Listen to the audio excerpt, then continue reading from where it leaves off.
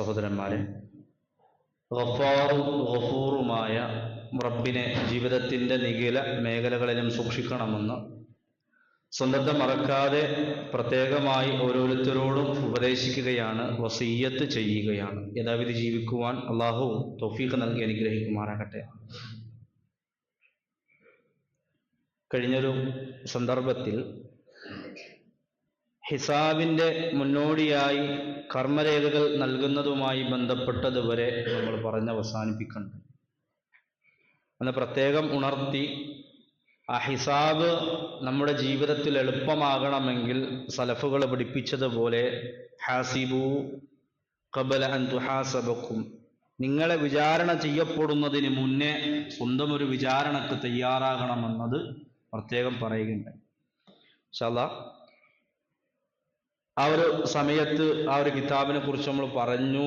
ആ കിതാബിന്റെ പ്രത്യേകത ലാ യുഗാദിറു സഗീറത്തൻ വലാ കബീറത്തൻ ഇല്ലാ അഹ്സാഹാ, എല്ലാം അതിൽ നമുക്ക് കാണാൻ കഴിയും, ഒന്നും അതിൽ കാണാത്തതായിട്ടുണ്ടാവില്ല.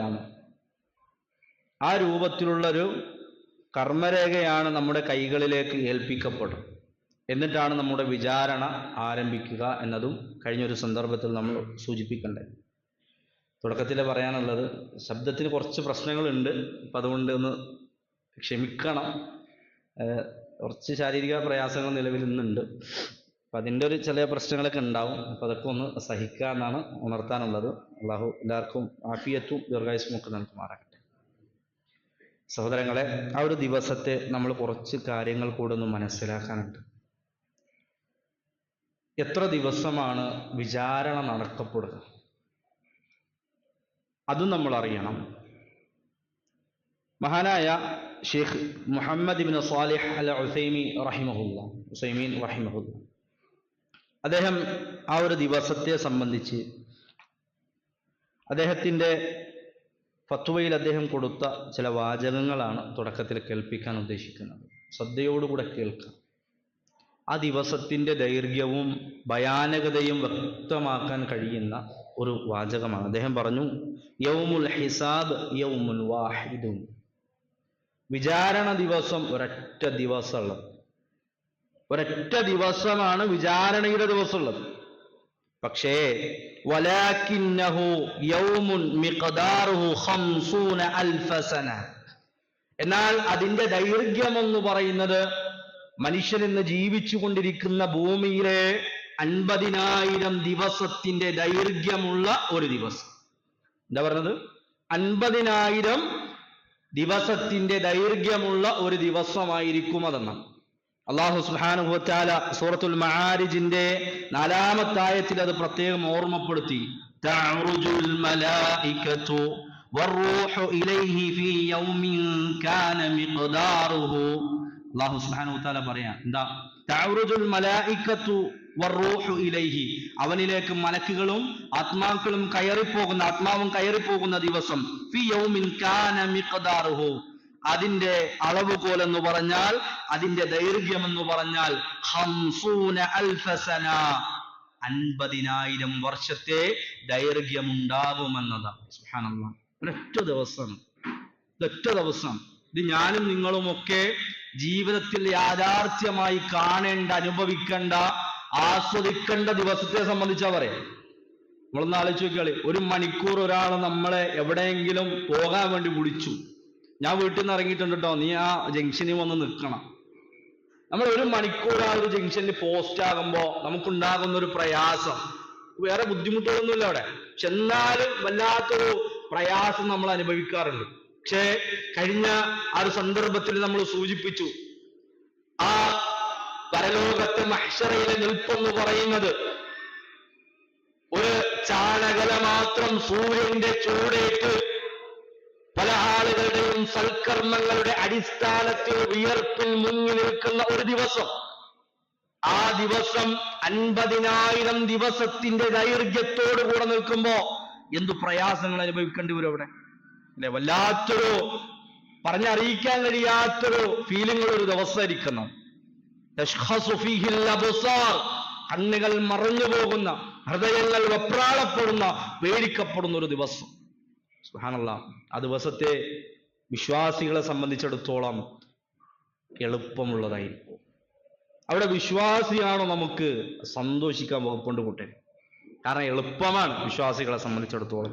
എന്നാൽ കാഫിറിനെ സംബന്ധിച്ചിടത്തോളം ആ നിപ്പൊരു പരീക്ഷണവും അവനൊരു നിന്ദ്യതയുമായിരിക്കുമെന്നാണ് പരിശുദ്ധ ഖുർആൻ സൂറത്തുൽ ഫുർഖാനിൽ 26-ാമത്തെ ആയത്തിൽ അല്ലാഹു പറഞ്ഞത്, വകാന യൗമൻ അലൽ കാഫിരീന അസീറാ.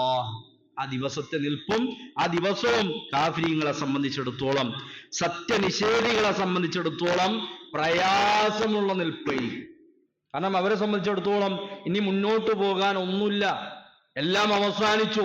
ഒന്ന് തിരുത്തി ഒന്ന് നന്നാക്കി വരാമെന്ന് വിചാരിച്ചാൽ ഹിസാബിന്റെ ദിവസത്തെ അലി റളിയല്ലാഹു തആല അൻഹു പറഞ്ഞത് ഓർക്കുന്നില്ലേ?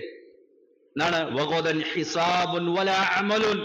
നാളെ ഹിസാബ് മാത്രമാണ്, നന്നാക്കാനുള്ള സമയമില്ലെന്ന്. അതെ, ആ ഒരു സമയമില്ലാത്ത ദിവസമാണ് അവിടെ ഓർമ്മപ്പെടുത്തുന്നതെന്ന് നോക്കൂ. അപ്പോ ഒരു ദിവസത്തെ 500 ദിവസത്തിന്റെ ദൈർഘ്യമുള്ള ഒരു ദിവസമായിരിക്കും നാളെ പരലോകത്ത് കടന്നു വരാനുള്ളതെന്ന്. സുബ്ഹാനല്ലാഹ്. ആ ദിവസത്തിൽ ആദ്യമായിട്ട് വിചാരണക്ക് എടുക്കുന്നത് ആരെയാണ്? വിചാരണക്ക് എടുക്കണമല്ലോ.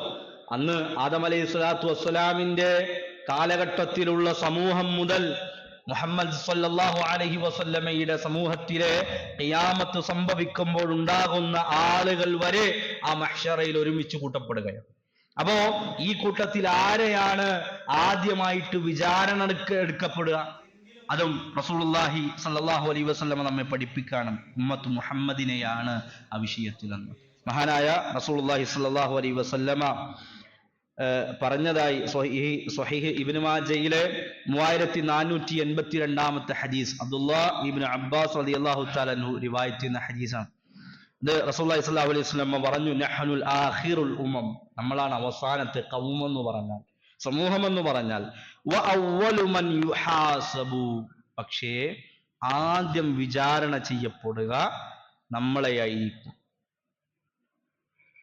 ഐനൽ ഉമ്മത്തുൽ ഉമ്മിയ, അവിടുന്ന് വിളിച്ചു ചോദിക്കപ്പെടും, ആരുണ്ട് ആ ഉമ്മിയായ എഴുത്തും വായനയും അറിയാത്ത പ്രവാചകന്റെ സമൂഹം എവിടെ, അവരുടെ നബി എവിടെ എന്നവിടെ വിളിച്ചു ചോദിക്കപ്പെടുമെന്നാണ്. അവരെയാണ് ആദ്യമായിട്ട് വിചാരണക്ക് വേണ്ടി കൊണ്ടുവരികപ്പെടുക എന്നതാണ്. അതിനുശേഷം മാത്രമാണ് യഹൂദികളെയും നസ്രാനികളെയും ഒക്കെ വിചാരണക്കെടുക്കുള്ളൂ. ഫസ്റ്റ് നമ്മളാണ്, രണ്ടാമത്തത് ജൂതന്മാരാണ്, മൂന്നാമത്തതാണ് നസ്രാനികളായിട്ട് എടുക്കാറുള്ളതെന്ന് റസൂലുള്ളാഹി സ്വല്ലല്ലാഹു അലൈഹി വസല്ലം പഠിപ്പിക്കുന്നത് നമുക്ക് കാണാൻ കഴിയും. അപ്പൊ ചുരുക്കി പറഞ്ഞാൽ ഉമ്മത്ത് മുഹമ്മദാണ് ആദ്യത്തെ വിചാരണ. അപ്പൊ ഈ ഉമ്മത്ത് മുഹമ്മദിന്റെ പ്രത്യേകത, അതിൽ കാഫിറുകളുമുണ്ട്, മുഅ്മിനുകളുമുണ്ട്, മുനാഫിക്കുകളുമുണ്ട്.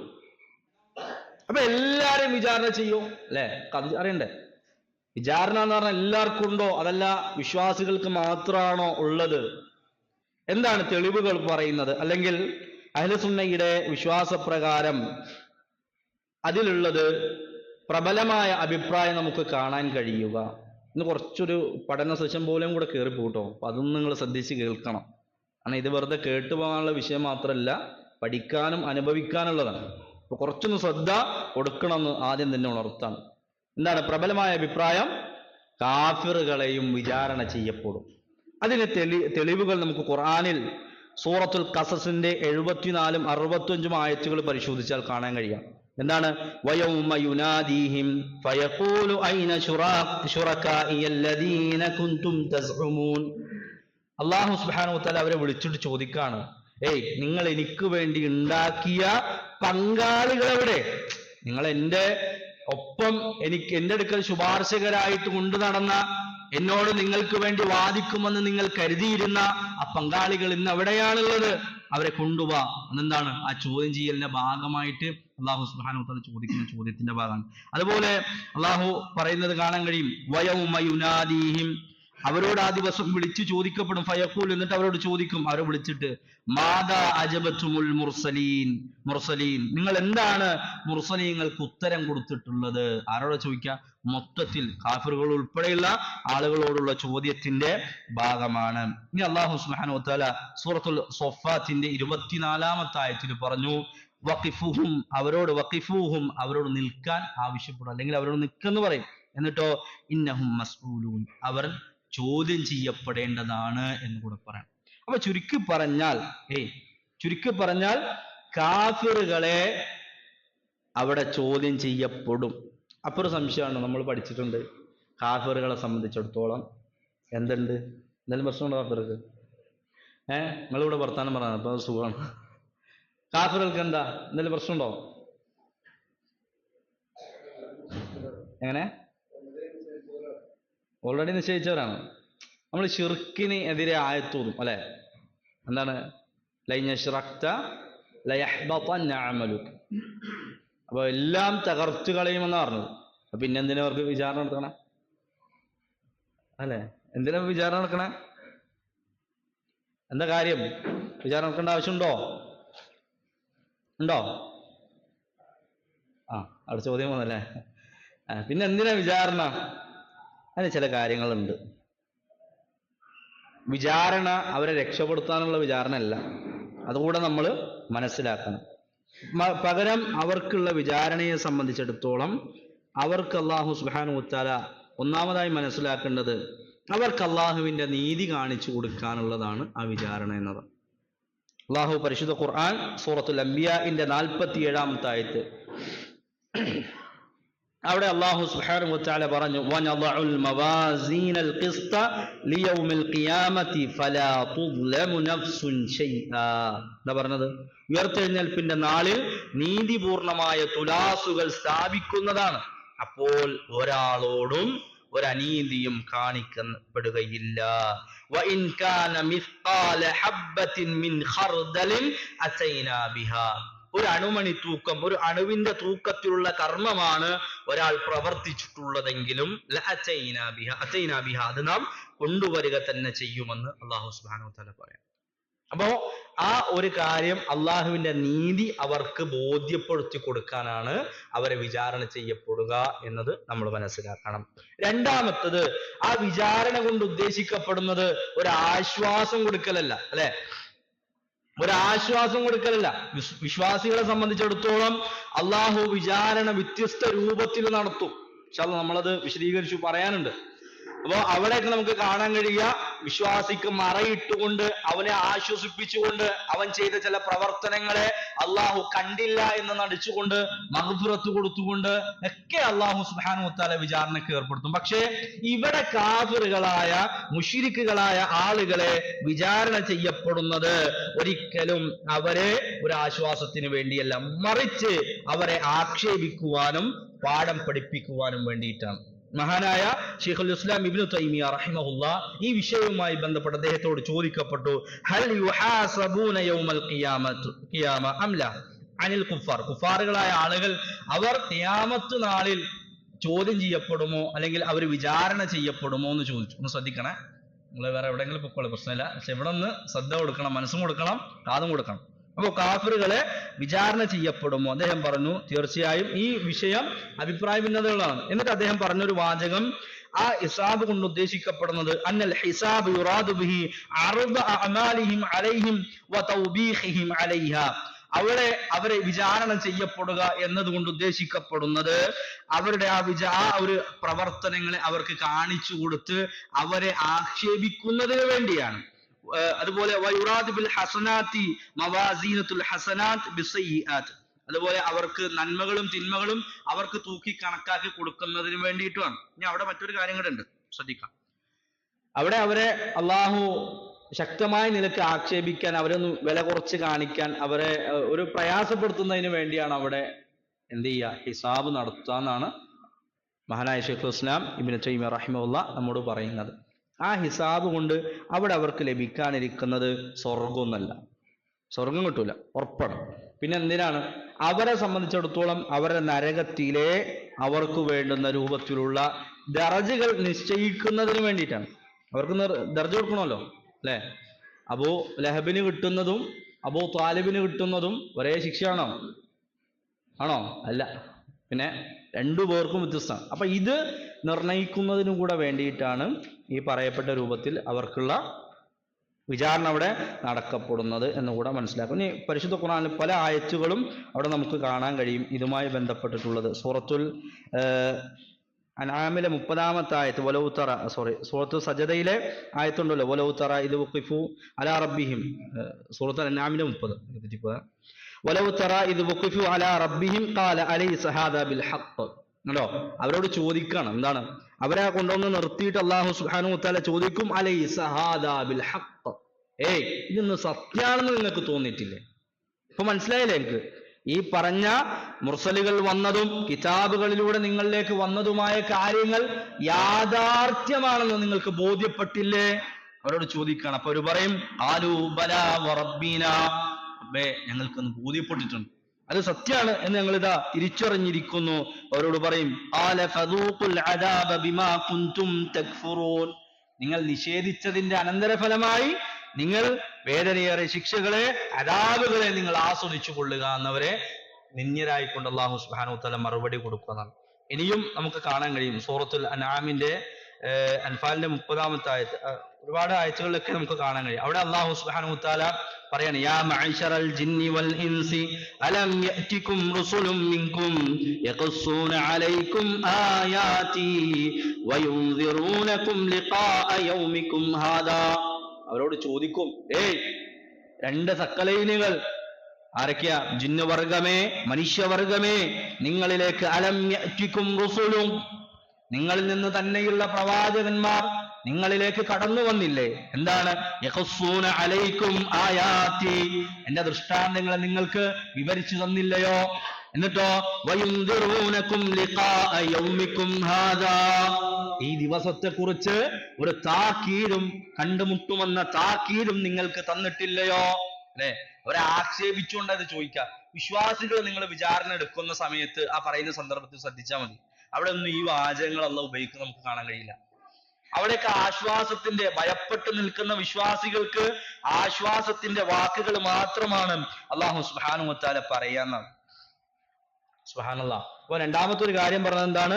അവരെ സംബന്ധിച്ചിടത്തോളം ആക്ഷേപിക്കുവാനും പാഠം പഠിപ്പിക്കുവാനും വേണ്ടിയിട്ടാണ് അവരോട് ചോദ്യം ചോദിക്കപ്പെടുന്നത്. ഇനി മൂന്നാമത്തെ ഒരു കാര്യം, സത്യത്തിനെതിരായ മാർഗമാണ് അവർ സ്വീകരിച്ചതെന്ന് ഒന്നുകൂടെ അരക്കെട്ടുറപ്പിച്ച് അവരെ ബോധ്യപ്പെടുത്തുക എന്നതാണ്. നോക്കൂ, അല്ലെ, അല്ലാഹു സുബ്ഹാനഹു വതആല പറഞ്ഞത് അവർക്ക് കൊടുത്തതായ മാർഗം അത് സത്യത്തിന്, അവർ നേടിയതും അവർ പുലർത്തി പോന്നതുമായ മാർഗം സത്യത്തിനെതിരായതാണെന്ന് അവരെ ബോധ്യപ്പെടുത്തി കൊടുക്കുന്നതിന് വേണ്ടിയിട്ടാണ് അല്ലാഹു സുബ്ഹാനഹു വതആല അവർക്ക് ഈ വിചാരണ കൊണ്ട് നടക്കുന്നത്. പിന്നെ അതോടൊപ്പം തന്നെ മനസ്സിലാക്കേണ്ടത്, ഇസ്ലാമികമായ ശരീഅത്തുകൾ എല്ലാവർക്കും ബാധകമാണ്. ഇപ്പൊ കുഫാറുകൾ നിസ്കരിക്കണോ? അല്ലെ, നമ്മൾ ചോദിക്കും. നമ്മളൊക്കെ എന്താ പറയാ, കൂടെ പഠിച്ചുകൊണ്ടിരുന്ന വിദ്യാർത്ഥികളൊക്കെ പലപ്പോഴും വിദ്യാർത്ഥി കാലഘട്ടങ്ങളിലൊക്കെ അമുസ്ലിങ്ങളായ സുഹൃത്തുക്കളൊക്കെ എന്ത് ചെയ്യും, നോമ്പ് പിടിക്കാറുണ്ട് റമദാൻ മാസമൊക്കെ എത്തിക്കഴിഞ്ഞാലൊക്കെ.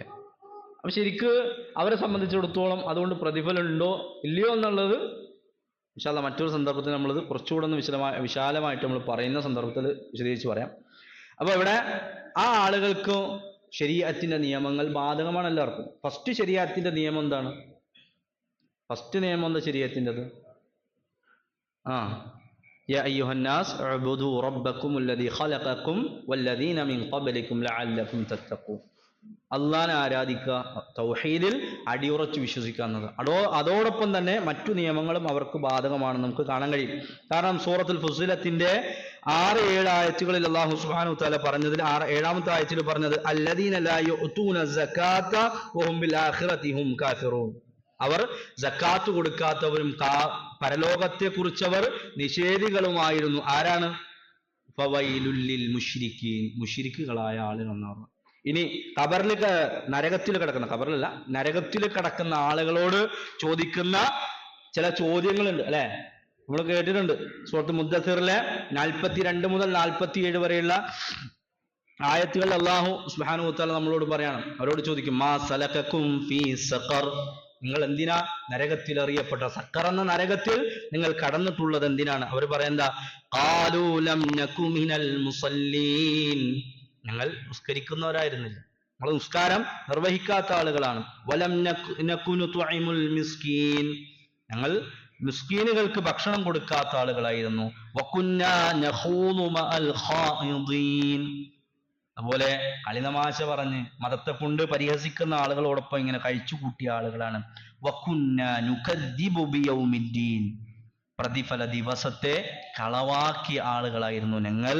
ഹത്ത അതാനൽ യഖീൻ, മരണം വരും വരെ ഞങ്ങൾ ആ കോലത്തിലായിരുന്നു. അഥവാ കുഫാറുകൾ മരിക്കും വരെ ആ കോലത്തിലായി ഈ നിഷേധങ്ങളെല്ലാം നടത്തിപ്പോന്നവരാണ്. നമ്മൾ മനസ്സിലാക്കേണ്ടത് അവരെ സംബന്ധിച്ചിടത്തോളവും ദീനിന്റെ എല്ലാ അടിസ്ഥാനങ്ങളും ശരീഅത്തുകളും ഒക്കെ അവർക്കും ബാധകമാണ്. ഒന്നാമത്തെ ശരീഅത്തായ തൗഹീദ് കൈയൊഴിഞ്ഞതോടുകൂടെയാണ് മറ്റുള്ള കാര്യങ്ങൾ നടപ്പിലാകാതെ പോയിട്ടുള്ളത് എന്ന് കൂടെ കൂട്ടി മനസ്സിലാക്കാം. നാലാമത്തെ ഒരു കാര്യം, കുഫറിലും പാപങ്ങളിലും തിന്മകളിലും സത്യനിഷേധികൾ തുല്യരല്ല എന്ന് ബോധ്യപ്പെടുത്താം. നേരത്തെ പറഞ്ഞ കാര്യമാണ് അല്ലെ. മഹാനായ ശൈഖുൽ ഇസ്ലാം ഇബ്നു തൈമിയ്യ റഹിമഹുല്ലാ ഇതുമായി ബന്ധപ്പെട്ട് പറഞ്ഞത് ഇതെന്താണ്, ഫഇഖാബു മൻ കസറത്ത് സയ്യിആതുഹു അഅളമു മിൻ ഇഖാബി മൻ ഖില്ലത്തു സയ്യിആതുഹു. കുറച്ച് പാപങ്ങളുള്ള ആളുകളെക്കാൾ കൂടുതൽ പാപങ്ങളുള്ള ആളുകൾക്കാണ് ശിക്ഷകൾ നാളെ കൊടുക്കാനുള്ളത് നരകത്തിൽ. നരകത്തിന്റെ പ്രത്യേകത എന്താണ്? സ്വർഗത്തിന് തട്ടുകൾ ഉള്ളതുപോലെ. സ്വർഗത്തിന് എത്ര തട്ടുണ്ട്?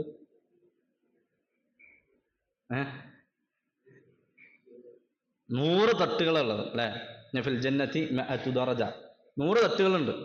അതേപോലെ തന്നെ നരകത്തിനും തട്ടുകളുണ്ട്. സ്വർഗത്തിന്റെ പ്രത്യേകത, സ്വർഗത്തിലെ ഏറ്റവും ഉയർന്ന തട്ടിലുണ്ടാകുക, ഒന്ന് ശ്രദ്ധിക്കണം, സ്വർഗത്തിന്റെ ഉയർന്ന തട്ടിലുണ്ടാകുക അവരുടെ സൽക്കർമ്മങ്ങളുടെ അടിസ്ഥാനത്തിൽ ഉയർച്ച ഉണ്ടാവും. നരക നേരെ ഓപ്പോസിറ്റാണ്. അവരുടെ പാപങ്ങളുടെ നിമിത്തം നരകത്തിന്റെ അടിത്തട്ടിലേക്കാണ് പോവുക. സ്വർഗത്തിന്റെ ഉന്നതിയിലേക്കാണെങ്കിൽ നരകത്തിന്റെ അടിത്തട്ടിലേക്കാണ് പോവുക. മുനാഫിക്കുകളെ കുറിച്ച് അല്ലാഹു സുബ്ഹാനഹു വ തആല പറഞ്ഞ വാചകം, ഇന്നൽ മുനാഫിഖീന ഫിദ്ദർക്കിൽ അസ്ഫലി മിനന്നാർ. നരകത്തിന്റെ അടിത്തട്ടിലാണ് മുനാഫിക്കുകൾ ഉള്ളത്. കാരണം എന്താ? മുസ്ലിമും ആയില്ല, മുശ്രിക്കും ആകാത്തൊരു കോലത്തിൽ ജീവിക്കാന്ന് പറഞ്ഞത്. അതുകൊണ്ടാണ് അതിന് ഇത്ര വലിയ പ്രശ്നം അവിടെ ഉള്ളത്. പ്രഖ്യാപിച്ചോ അതില്ല. ശരീരം കൊണ്ടൊക്കെ നിസ്കരിക്കും, നോമ്പൊടിക്കും, യുദ്ധത്തിന് പോകാൻ നേരം ചില ആൾക്കാർ ഒഴിഞ്ഞാലും മറ്റുള്ള ആൾക്കാർക്ക് ഇങ്ങനെ പോകും. പക്ഷേ ഹൃദയത്തിൽ ഇതൊക്കെ എന്തല്ലേ, ആ ഒരു വിശ്വാസം ക്ലിയർ ആയിട്ട് ഉറക്കാതെ പോയിട്ടുണ്ട്. അപ്പൊ അവർക്കുള്ളത് നരകത്തിന്റെ ഏറ്റവും അടിത്തട്ടിലാണ് കൊടുക്കുക. ഇനി ബാക്കിയുള്ള ആളുകളെ സംബന്ധിച്ചിടത്തോളം നേരത്തെ പറഞ്ഞതുപോലെ എന്താണ്, വമൻ കാന ലഹു ഹസനാത്തിൻ ഖുഫിഫ അൻഹുൽ അദാബ്. ഒരാൾക്ക് നന്മകളുണ്ട്, ചില ആളുകളൊക്കെ ഒരുപാട് നന്മകൾ ചെയ്തിട്ടുണ്ടാവും, പക്ഷെ കുഫറിൽ ജീവിച്ച ആളുകളുണ്ടാവും. അപ്പൊ അവരെ നരകത്തിന്റെ അടിത്തട്ടിൽ കൊണ്ടുപോയിട്ട് ചെയ്യേണ്ട അല്ലെങ്കിൽ ശിക്ഷിക്കേണ്ട ആവശ്യം ഉണ്ടാവില്ല. മറിച്ച് അവരുടേതായ ഒരു നിലയിലുള്ള ഒരു അദാബുകൾ, അവരാ ചെയ്ത നന്മകൾ പരിഗണിച്ചുകൊണ്ടുള്ള അദാബ് കുറക്കലുകൾ നമുക്ക് കാണാൻ കഴിയും. എത്രത്തോളം എന്ന് പറഞ്ഞാൽ അബൂലഹബിന് എന്താ കിട്ടിയത്? ജ്യൂസ് കിട്ടൂല? ജ്യൂസ് കിട്ടോ? ആരോടുക്കാൻ ജ്യൂസ്? ജ്യൂസൊന്നും കൊടുക്കൂല, വേറെ ചങ്ങന്മാര് വേറെ പറഞ്ഞുണ്ടാക്കണം.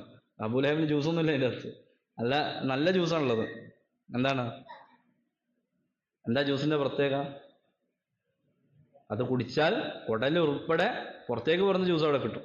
സുബ്ഹാനല്ലാഹ്, അല്ലാഹു കാത്തുരക്ഷിക്കുമാറാകട്ടെ ആ ശിക്ഷകളിൽ നിന്നൊക്കെ. അപ്പോൾ അബൂലഹബിനെ കാത്തിരിക്കുന്നത് വലിയ ശിക്ഷകളാണ് നരകത്തെ സംബന്ധിച്ചത്. എന്നാൽ അബൂ താലിബിനുള്ളതോ കുറഞ്ഞ ശിക്ഷയാണ്. എന്താ കൊടുക്കണേ? നരകത്തിലെ 2 ചെരുപ്പ് അല്ലെ. ആ ചെരുപ്പിന്റെ പ്രത്യേകത എന്താ? നമ്മുടെ വീട്ടില് ഈ കെട്ടിയമാര് ഈ കറി തിളപ്പിക്കണമെന്നുണ്ടെങ്കിൽ ചട്ടിയിൽ വെച്ചിട്ട് ഇങ്ങനെ തിളച്ചു വരും അല്ലെ. അതുപോലെ തലച്ചോറ് തിളക്കുന്ന ശിക്ഷ. സുബ്ഹാനല്ലാഹ്, എന്തേ ഉള്ളൂ? 2 ചെരുപ്പാണ്. പക്ഷെ അതുകൊണ്ടുള്ള പ്രശ്നം തലച്ചോറ് ഇങ്ങനെ തിളച്ചു മറിയുന്ന പോലത്തിലുണ്ടാകാം. ചെറിയ ശിക്ഷക്ക് അല്ലാഹു എല്ലാ നിലക്കും നമ്മുടെ നരകമെന്ന കത്തിച്ചൊലിക്കുന്ന നരകാഗ്നിയിൽ നിന്ന് കാത്തുരക്ഷിക്കുമാറാകട്ടെ. അല്ലാഹുമ്മ അജിർനാ വഅജിർ വാലിദൈന മിനന്നാർ. അല്ലാഹുമ്മ അജിർനാ വഅജിർ വാലിദൈന മിനന്നാർ. അല്ലാഹുമ്മ അജിർനാ വഅജിർ വാലിദൈന മിനന്നാർ. നരകത്തിന് വ്യത്യസ്ത തട്ടുകളുണ്ട്. ഇതുപോലെ ആ തട്ടുകൾക്ക് ആളുകളെ നിശ്ചയിക്കുന്നതിന് വേണ്ടിയാണ് അവർക്ക് എന്തുള്ളത്? ഈ പറഞ്ഞ ഹിസാബ് നടപ്പിലാക്കുക. അപ്പൊ നിങ്ങൾ എൻ്റെ കൂടെ അല്ല, ഞാൻ വേറെ വഴിക്ക്, നിങ്ങൾ വേറെ വഴിക്ക് ആകരുത്. ഞാൻ പറഞ്ഞു ഇതൊരു ക്ലാസ് ലെവലിൽ നിന്ന് പോകാൻ, എനിക്ക് സൗണ്ടിന്റെ കുറച്ച് പ്രശ്നങ്ങൾ ഉള്ളതുകൊണ്ട് ആ ഒരു ലെവലിൽ പോകാൻ എനിക്ക് കഴിയില്ല. ഇൻഷാ അല്ലാഹ് നമ്മൾ ശിഫാഇന് വേണ്ടി പ്രാർത്ഥിക്കാം. ഇൻഷാ അല്ലാഹ്. ഇമാം ശൈഖുൽ ഇസ്ലാം ഇബ്നു തൈമിയ്യ റഹിമഹുല്ലാഹ് പറഞ്ഞു, ലാ ലി അജലി ദുഖൂലിഹിമുൽ ജന്ന. ആ ഹിസാബ് കൊണ്ട് അവർക്ക് ലഭിക്കുന്നത് സ്വർഗപ്രവേശനമല്ല, മറിച്ച് നരകത്തിലെ ശിക്ഷകളെ ഒന്ന് കുറച്ചു കൊടുക്കുന്നതിന് വേണ്ടിയിട്ടാണ് എന്ന് നമുക്ക് കാണാൻ കഴിയും. പിന്നെ മറ്റൊരു സംശയം അടുത്ത സ്ലൈഡ് വരും, നിങ്ങൾ നോക്കിയാൽ എന്താ സ്ലൈഡിൽ പറയാ? അവിടെ വേറെ സംഭവമുണ്ട്.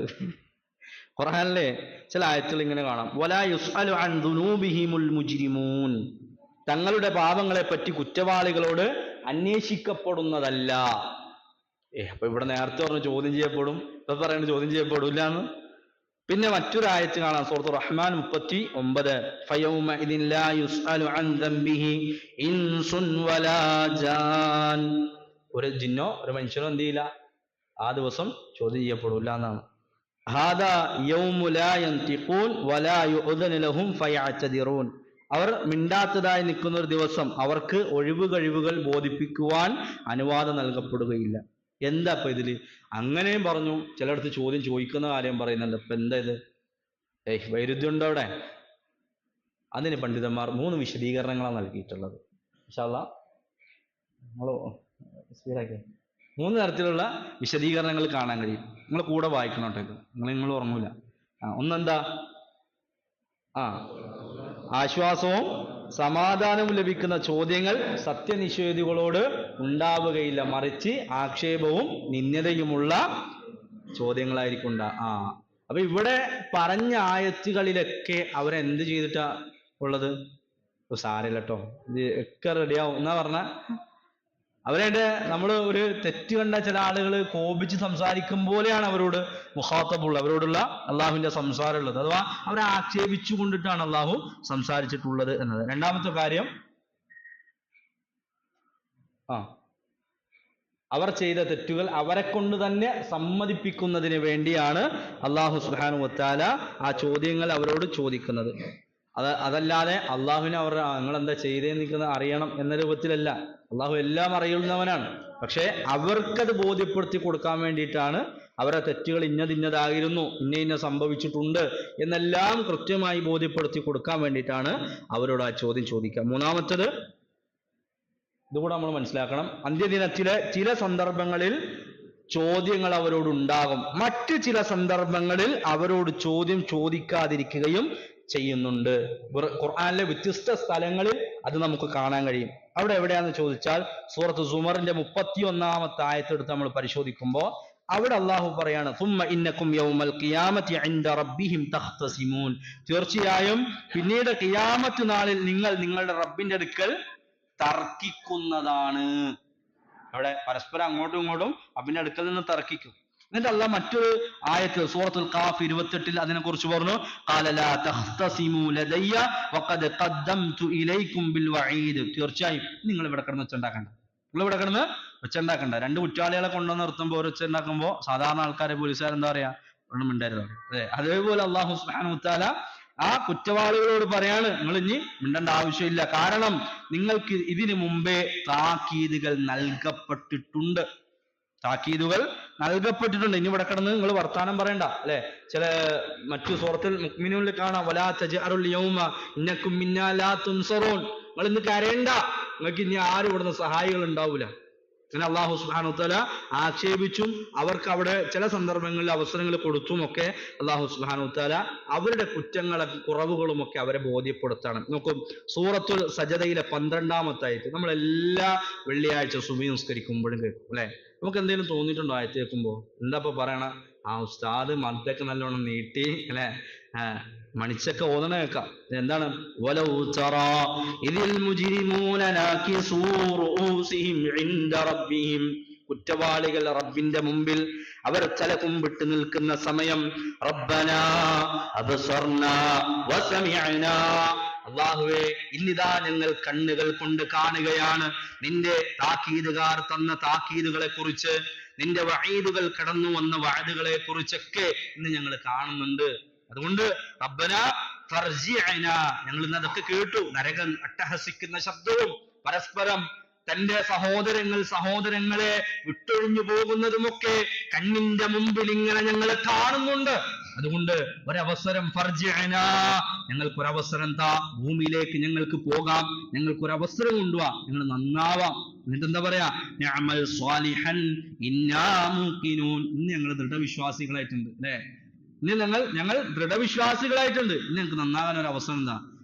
ആ അവസരത്തിലുള്ളത് നമുക്ക് ലഭിക്കില്ല. ഏതുപോലും കണ്ണിന്റെ മുമ്പിൽ മലക്കുൽ മൗത്തിന്റെ അനുയായികൾ വന്ന് നിൽക്കുമ്പോൾ ഉള്ള സംസാരവും ഇതില്ല, സ്വീകരിക്കില്ല. അള്ളാഹുവിന്റെ ഖുർആനിൽ പറഞ്ഞത് ഹത്താ ഇദാ ജാഅ അഹദഹുമുൽ മൗതു ഖാല റബ്ബി ഇർജിഊൻ ലഅല്ലി അഅമലു സാലിഹൻ ഫീമാ തറക്ത്. അല്ലേ, അവർ കണ്ണിന്റെ മുമ്പിൽ ഇങ്ങനെ ചില ആളുകൾ മരണത്തെ കാണുമ്പോൾ വെപ്രാളപ്പെട്ടുകൊണ്ട് ചോദിക്കുമെന്നാണ്, റബ്ബി ഇർജിഊൻ, ഞങ്ങളൊന്ന് മടക്കിക്കൊണ്ടു റബ്ബേ. നിന്റെ കിതാബുകളും മുർസലുകളും ആ വഈദുകളായ ആളുകളും ഒക്കെ പറയുന്നത് ഞങ്ങളിതാ കണ്ണുകൊണ്ട് കാണുന്നുണ്ട്. നമ്മൾ കഴിഞ്ഞ ഒരു ക്ലാസ്സിൽ സൂചിപ്പിച്ചു അല്ലേ, ആ കാഴ്ച എന്ന് പറഞ്ഞാൽ എങ്ങനെയാ മരണത്തിന്റെ സമയത്തുള്ള കാഴ്ച? ആ കാഴ്ചയുടെ പ്രത്യേകത എന്താ? ഇന്ന് നമ്മുടെ കൈ രണ്ടും കണ്ണിൽ നിങ്ങൾ അടച്ചു നോക്കിയാളെ, ഇതിൽ കാണാൻ പറ്റുമോ? നമ്മൾ കണ്ണടച്ചിട്ട് തന്നെ നോക്കി കാണാൻ പറ്റുമോ? ഇല്ല. പക്ഷേ അന്നത്തെ ദിവസത്തെ കാഴ്ച കൈകൾ കൊണ്ട് മറച്ചാലും ശരി, എന്തുകൊണ്ട് മറയിട്ടാലും ശരി, ആ മലക്കുകളെ നമ്മൾ കാണുക തന്നെ ചെയ്യും. അതുപോലത്തെ കാഴ്ചയായിരിക്കും ഉണ്ടാകുക. കണ്ണ് മറക്കാൻ കഴിയില്ല, കണ്ണടച്ചു വെച്ചാലും പൊത്തിപ്പൊടിച്ചാലും ഒക്കെ കാണാൻ കഴിയുന്ന രൂപത്തിലുള്ള കാഴ്ചകളാണ് അന്നവർ കാണാന്നാണ്. സുബ്ഹാനല്ലാഹ്. അള്ളാഹു ഏറ്റവും നല്ല മരണങ്ങൾ നൽകി അനുഗ്രഹിക്കുമാറാകട്ടെ. സമാധാനത്തിന്റെ ദൂതന്മാർ ഇറങ്ങി വന്ന് സമാധാനത്തിന്റെ വാക്കുകൾ പറഞ്ഞ് കൂട്ടിക്കൊണ്ടുപോകുന്ന വിശ്വാസികളുടെ മരണം നാം ഇവർക്കും പ്രദാനം ചെയ്യുമാറാകട്ടെ. സഹോദരങ്ങളെ, അപ്പൊ അവര് പറയാന്ന ഞങ്ങളൊന്ന് മടക്കിക്കൊണ്ടു ഉറപ്പേ. അല്ലാഹ് പറയും ഇന്നഹാ കലിമത്തുൻ ഹുവ ഖായിലുഹാ, വെറും വർത്താനാണ്, ഇനിയിപ്പോ അവസരമൊന്നുമില്ല, എല്ലാം കഴിഞ്ഞു. അതുകൊണ്ട് ആ അവസരത്തിലേക്ക് എത്താതിരിക്കാൻ ശ്രദ്ധിക്കണമെന്നാണ് ഈ ഒരു സമയത്തു കൂടെ ഓർമ്മപ്പെടുത്താനുള്ളത്. അപ്പൊ അവിടെ ഈ ആളുകൾക്ക് സംസാരിക്കാനുള്ള അനുവാദം ലഭിക്കപ്പെടും, സംസാരം അവർക്കില്ലാത്ത സാഹചര്യങ്ങളും കടന്നു പോകുന്നതാണ് എന്ന് നമ്മൾ മനസ്സിലാക്കുന്നത്. അപ്പൊ ചുരുക്കി പറഞ്ഞാൽ എന്താണ്, കുഫാറുകൾ വിചാരണ ചെയ്യപ്പെടും. അവര് നിഷേധികളായി അവരുടെ ശിർക്ക് കൊണ്ട് ഇനി ആ ശിർക്ക് കൊണ്ട് അവർക്ക് ഇനി വിചാരണ ഇല്ല എന്നല്ല, മറിച്ച് ആ ശിർക്കിനെ കുറിച്ചല്ല, ഈ വിചാരണയിൽ എന്തൊക്കെ ചോദിക്കാനുണ്ടോ അതൊക്കെ ചോദിക്കപ്പെടും എന്നതാണ് നമുക്ക് കാണാൻ കഴിയും. ഇൻഷാ അല്ലാഹ് വിശ്വാസികളുമായി ബന്ധപ്പെട്ടത് അടുത്തൊരു സന്ദർഭത്തിൽ നമുക്ക് സൂചിപ്പിക്കാം. വിശാലമായ വിചാരണ, വ്യത്യസ്ത വിചാരണകൾ വരുന്നുണ്ട്, അതിൽ നമ്മളത് സൂചിപ്പിക്കുന്നതായിരിക്കും. ഇനി മറ്റൊരു കാര്യമാണ്, ഇപ്പൊ സമൂഹത്തിലൊക്കെ ചർച്ചാ വിഷയമാണ് ജിന്നും മലക്കൊക്കെ അല്ലേ, ജിന്നും മലക്കും. ഇതില് ജിന്നുമായി ബന്ധപ്പെട്ട് അവർക്ക് വിചാരണ ഉണ്ടോ ഇല്ലേ? ഉണ്ടോ ഇല്ലേ? ഉണ്ടാവും അല്ലേ? ഉണ്ടാകണം. കാരണം അവരും അള്ളാഹുവിന്റെ സൃഷ്ടികളിൽപ്പെട്ടതാണ്. അള്ളാഹു നമ്മളോടുള്ള ഇബാദത്തിന്റെ ഒരു ബാധ്യത ഉണർത്തുന്ന സന്ദർഭത്തിൽ അള്ളാഹു അവരെയും കൂടെ ചേർത്തിട്ട് പറഞ്ഞിട്ടുണ്ട്. എവിടെയാണ്? വമാ ഖലഖതുൽ ജിന്ന വൽ ഇൻസ ഇല്ലാ ലിയഅബുദൂൻ. എന്താണ് അതതിലുണ്ടാവില്ല, വമാ ഇല്ലാ ലിയഅബുദൂൻ, മനുഷ്യനെയും ജിന്നുകളെയും ഒക്കെ സൃഷ്ടിച്ചിട്ടുള്ളത് അള്ളാഹു പറയാണ് എന്നെ ആരാധിക്കാൻ വേണ്ടിയല്ലാതെ മറ്റാരുമല്ല. അപ്പൊ മുക്കല്ലഫുകളായ ആളുകൾക്ക് ഉണ്ടാകുമെന്നതാണ്. അതിന് അള്ളാഹു സുബ്ഹാനഹു വ തആല പരിശുദ്ധ ഖുർആനിൽ ഒരുപാട് തെളിവുകൾ നമ്മളോട് പറയുന്നത് നമുക്ക് കാണാൻ കഴിയും. ഇപ്പോ മറ്റേ സൂറത്തുൽ അൻആമിന്റെ 128-ാമത്തെ ആയത്ത് അല്ലേ, ആ ആയത്തിൽ എന്താ പറഞ്ഞത്? അവിടെ വിചാരണയുടെ സമയത്ത് അവിടെ അള്ളാഹു സുബ്ഹാനഹു വ തആല ചോദിക്കുന്ന വാചകമാണ് വയൗമ യഹ്ശുറുഹും ജമീഅൻ, അവരെല്ലാം അവൻ ഒരുമിച്ച് കൂട്ടും. എന്നിട്ട് ചോദിക്കും യാ മഅ്ശറൽ ജിന്നി ഖദ് ഇസ്തക്സർതും മിനൽ ഇൻസ്, ഭൂമിയിലെ മനുഷ്യരിൽ ഒരുപാട് ആളുകളെ നിങ്ങൾ വഴിപിഴപ്പിച്ചിട്ടുണ്ടല്ലേ. അപ്പൊ അതിലെ ജനങ്ങളുടെ കൂട്ടത്തിൽ വഖാല ഔലിയാഉഹും മിനൽ ഇൻസ്, ജനങ്ങളിലെ അവരുടെ കൂട്ടാളികൾ വന്നിട്ട്, ഔലിയാക്കൾ വന്നിട്ട് പറയും റബ്ബനസ്തംതഅ ബഅദുനാ ബിബഅദിൻ, ഞങ്ങൾ പരസ്പരം ഇസ്തിംതാ എടുത്തിട്ടുണ്ട് വബലഗനാ അജലനല്ലദീ അജ്ജൽത ലനാ, അതുപോലെ ആ ഒരു കാലം വരേക്കാണ് ഇസ്തിംതാ ഞങ്ങൾ നടത്തിയിട്ടുള്ളതെന്ന് അവർ പറയുന്നത്. അപ്പൊ ഇവിടെ നമുക്ക് കാണാൻ കഴിയാം, അവിടെ മഹ്ശറയിൽ ജിന്നുകളും ഒരുമിച്ച് കൂട്ടപ്പെടുന്നുണ്ട്, മനുഷ്യരും ഒരുമിച്ച് കൂട്ടപ്പെടുന്നതാണ്. ഇനി നമ്മൾ മനസ്സിലാക്കേണ്ടത് അവരിലെ സത്യനിഷേധികൾക്ക് അല്ലാഹു സുബ്ഹാനഹു വ തആല നരകം കൊടുക്കുക തന്നെ ചെയ്യും. അവര് ഈ ആയത്തിന്റെ വിശദീകരണത്തിൽ ഒരുപാട് ഇമാം സഅദി ഇങ്ങനെ പറയുന്നുണ്ട്, അവരോട് നിങ്ങൾ ചെയ്ത ആ തെറ്റുകൾ, നിങ്ങളെ ജനങ്ങളെ അള്ളാഹുവിന്റെ മാർഗത്തിൽ നിന്ന് തടഞ്ഞില്ലേ എന്നൊക്കെ ചോദിച്ച് അദ്ദേഹം ഒരുപാട് വിശദീകരണങ്ങൾ കൊടുക്കണം, നമുക്ക് കാണാൻ കഴിയും. അതിലേക്കൊന്നല്ല പോകുന്നത്, മറിച്ച് അവരുടെ കൂട്ടത്തിൽ തെമ്മാടികളായ ഫാസിക്കുകളായ സത്യനിഷേധികളായ ആളുകൾക്ക് അള്ളാഹു സുബ്ഹാനഹു വ തആല നരകം കൊടുക്കുമെന്നാണ് പറഞ്ഞത്. നരകം നിറക്കുമെന്ന് പറഞ്ഞ സൂറത്തുൽ അഅറാഫിലെ 179-ാമത്തെ ആയത്ത്, അവിടെ അള്ളാഹു സുബ്ഹാനഹു വ തആല പറഞ്ഞൊരു വാചകമുണ്ട്, വലഖദ് ദറഅനാ ലിജഹന്നമ കസീറൻ മിനൽ ജിന്നി വൽ ഇൻസ്. മനുഷ്യനിലെ ഒരുപാട് ആളുകളെയും പിന്നെ ആരെയാണ്, ജിന്നുകളിൽപ്പെട്ട ഒരുപാട് ആളുകളെയും കൊണ്ട് നരകം നാം നിറക്കുന്നതാണ്. സുബ്ഹാനല്ലാഹ്. അപ്പൊ അവർക്കും ആ ഒരു രൂപത്തിൽ ശിക്ഷയുണ്ട്, ഹിസാബുണ്ട് എന്ന് നമുക്ക് കാണാൻ കഴിയും. മറ്റൊരു ആയത്ത് സൂറത്തുൽ അഅറാഫിന്റെ 38-ാമത്തെ ആയത്തിൽ അല്ലാഹു പറഞ്ഞത്, ഖാല ദഖുലൂ ഫീ ഉമമിൻ ഖദ് ഖലത് മിൻ ഖബ്ലികും മിനൽ ജിന്നി വൽ ഇൻസി ഫിന്നാർ. നിങ്ങൾ നരകത്തിൽ പ്രവേശിച്ചുകൊള്ളുക. എങ്ങനെ പ്രവേശിക്കണം? മുൻകഴിഞ്ഞുപോയ നിങ്ങളുടെ ജിന്നുകളുടെ കൂട്ടത്തിൽ നിന്നുള്ള, മനുഷ്യരുടെ കൂട്ടത്തിൽ നിന്നുള്ള സമൂഹത്തോടൊപ്പം നരകത്തിലേക്ക് പ്രവേശിച്ചുകൊള്ളുക എന്ന് പറയും. അപ്പൊ അവരെയും നരകത്തിലേക്ക് ഇടുമെന്ന് തന്നെയാണ് ഈ ആയത്തുകളൊക്കെ നമ്മളോട് തെളിവ് സഹിതം പറഞ്ഞുകൊണ്ടിരിക്കുന്നത്. അല്ലാഹു അലം. അതുപോലെ സത്യനിഷേധികൾക്ക് നരകമുണ്ടെങ്കിൽ സത്യവിശ്വാസികളായ ആളുകൾക്ക് സ്വർഗവും അല്ലാഹു സുബ്ഹാനഹു വ തആല കൊടുക്കുന്നതാണ്. അവിടുത്തെ സ്ത്രീകളെ സംബന്ധിച്ച് പറഞ്ഞപ്പോ അല്ലാഹു പറഞ്ഞു, ലം യത്മിത്ഹുന്ന ഇൻസുൻ ഖബ്ലഹും വലാ ജാൻ. ഒരു മനുഷ്യനോ ജിന്നോ സ്പർശിക്കാത്തതായിട്ടുള്ള സ്ത്രീകളായിരിക്കും അവരെ പ്രത്യേകത. ഫീഹിന്ന ഖാസിറാത്തു ത്വർഫ്, കണ്ണുകൾ താഴ്ത്തി നടക്കുന്നവരായ സ്ത്രീകൾ. അപ്പൊ അവിടെ കാണാൻ കഴിയും, അവിടെയും സ്വർഗത്തിൽ ജിന്നുകൾ പ്രവേശിക്കുമെന്നാണ് ആ ആയത്തൊക്കെ നമുക്ക് പറഞ്ഞു തരുന്നത്. ഇനി അള്ളാഹു ഉമ്മുമായിട്ട് പറഞ്ഞൊരു ആയത്തുണ്ട്, വലിമൻ ഖാഫ മഖാമ റബ്ബിഹി ജന്നത്താൻ. അള്ളാഹുവിന്റെ സ്ഥാനവും ഒക്കെ ഭയപ്പെടുന്ന ആളുകൾക്ക് 2 സ്വർഗ തോപ്പുകളുണ്ട് എന്ന് പറഞ്ഞ സാഹചര്യം. ക്ലിയർ? അപ്പൊ നമ്മൾ മനസ്സിലാക്കേണ്ടത്, മുക്കല്ലഫുകളായ മനുഷ്യരെ പോലെ തന്നെ മുക്കല്ലഫുകളായ ജിന്നുകൾക്കും വിചാരണയും തുലാസും സിറാത്തും സ്വർഗവും നരകവും ഉണ്ട് എന്നതാണ്.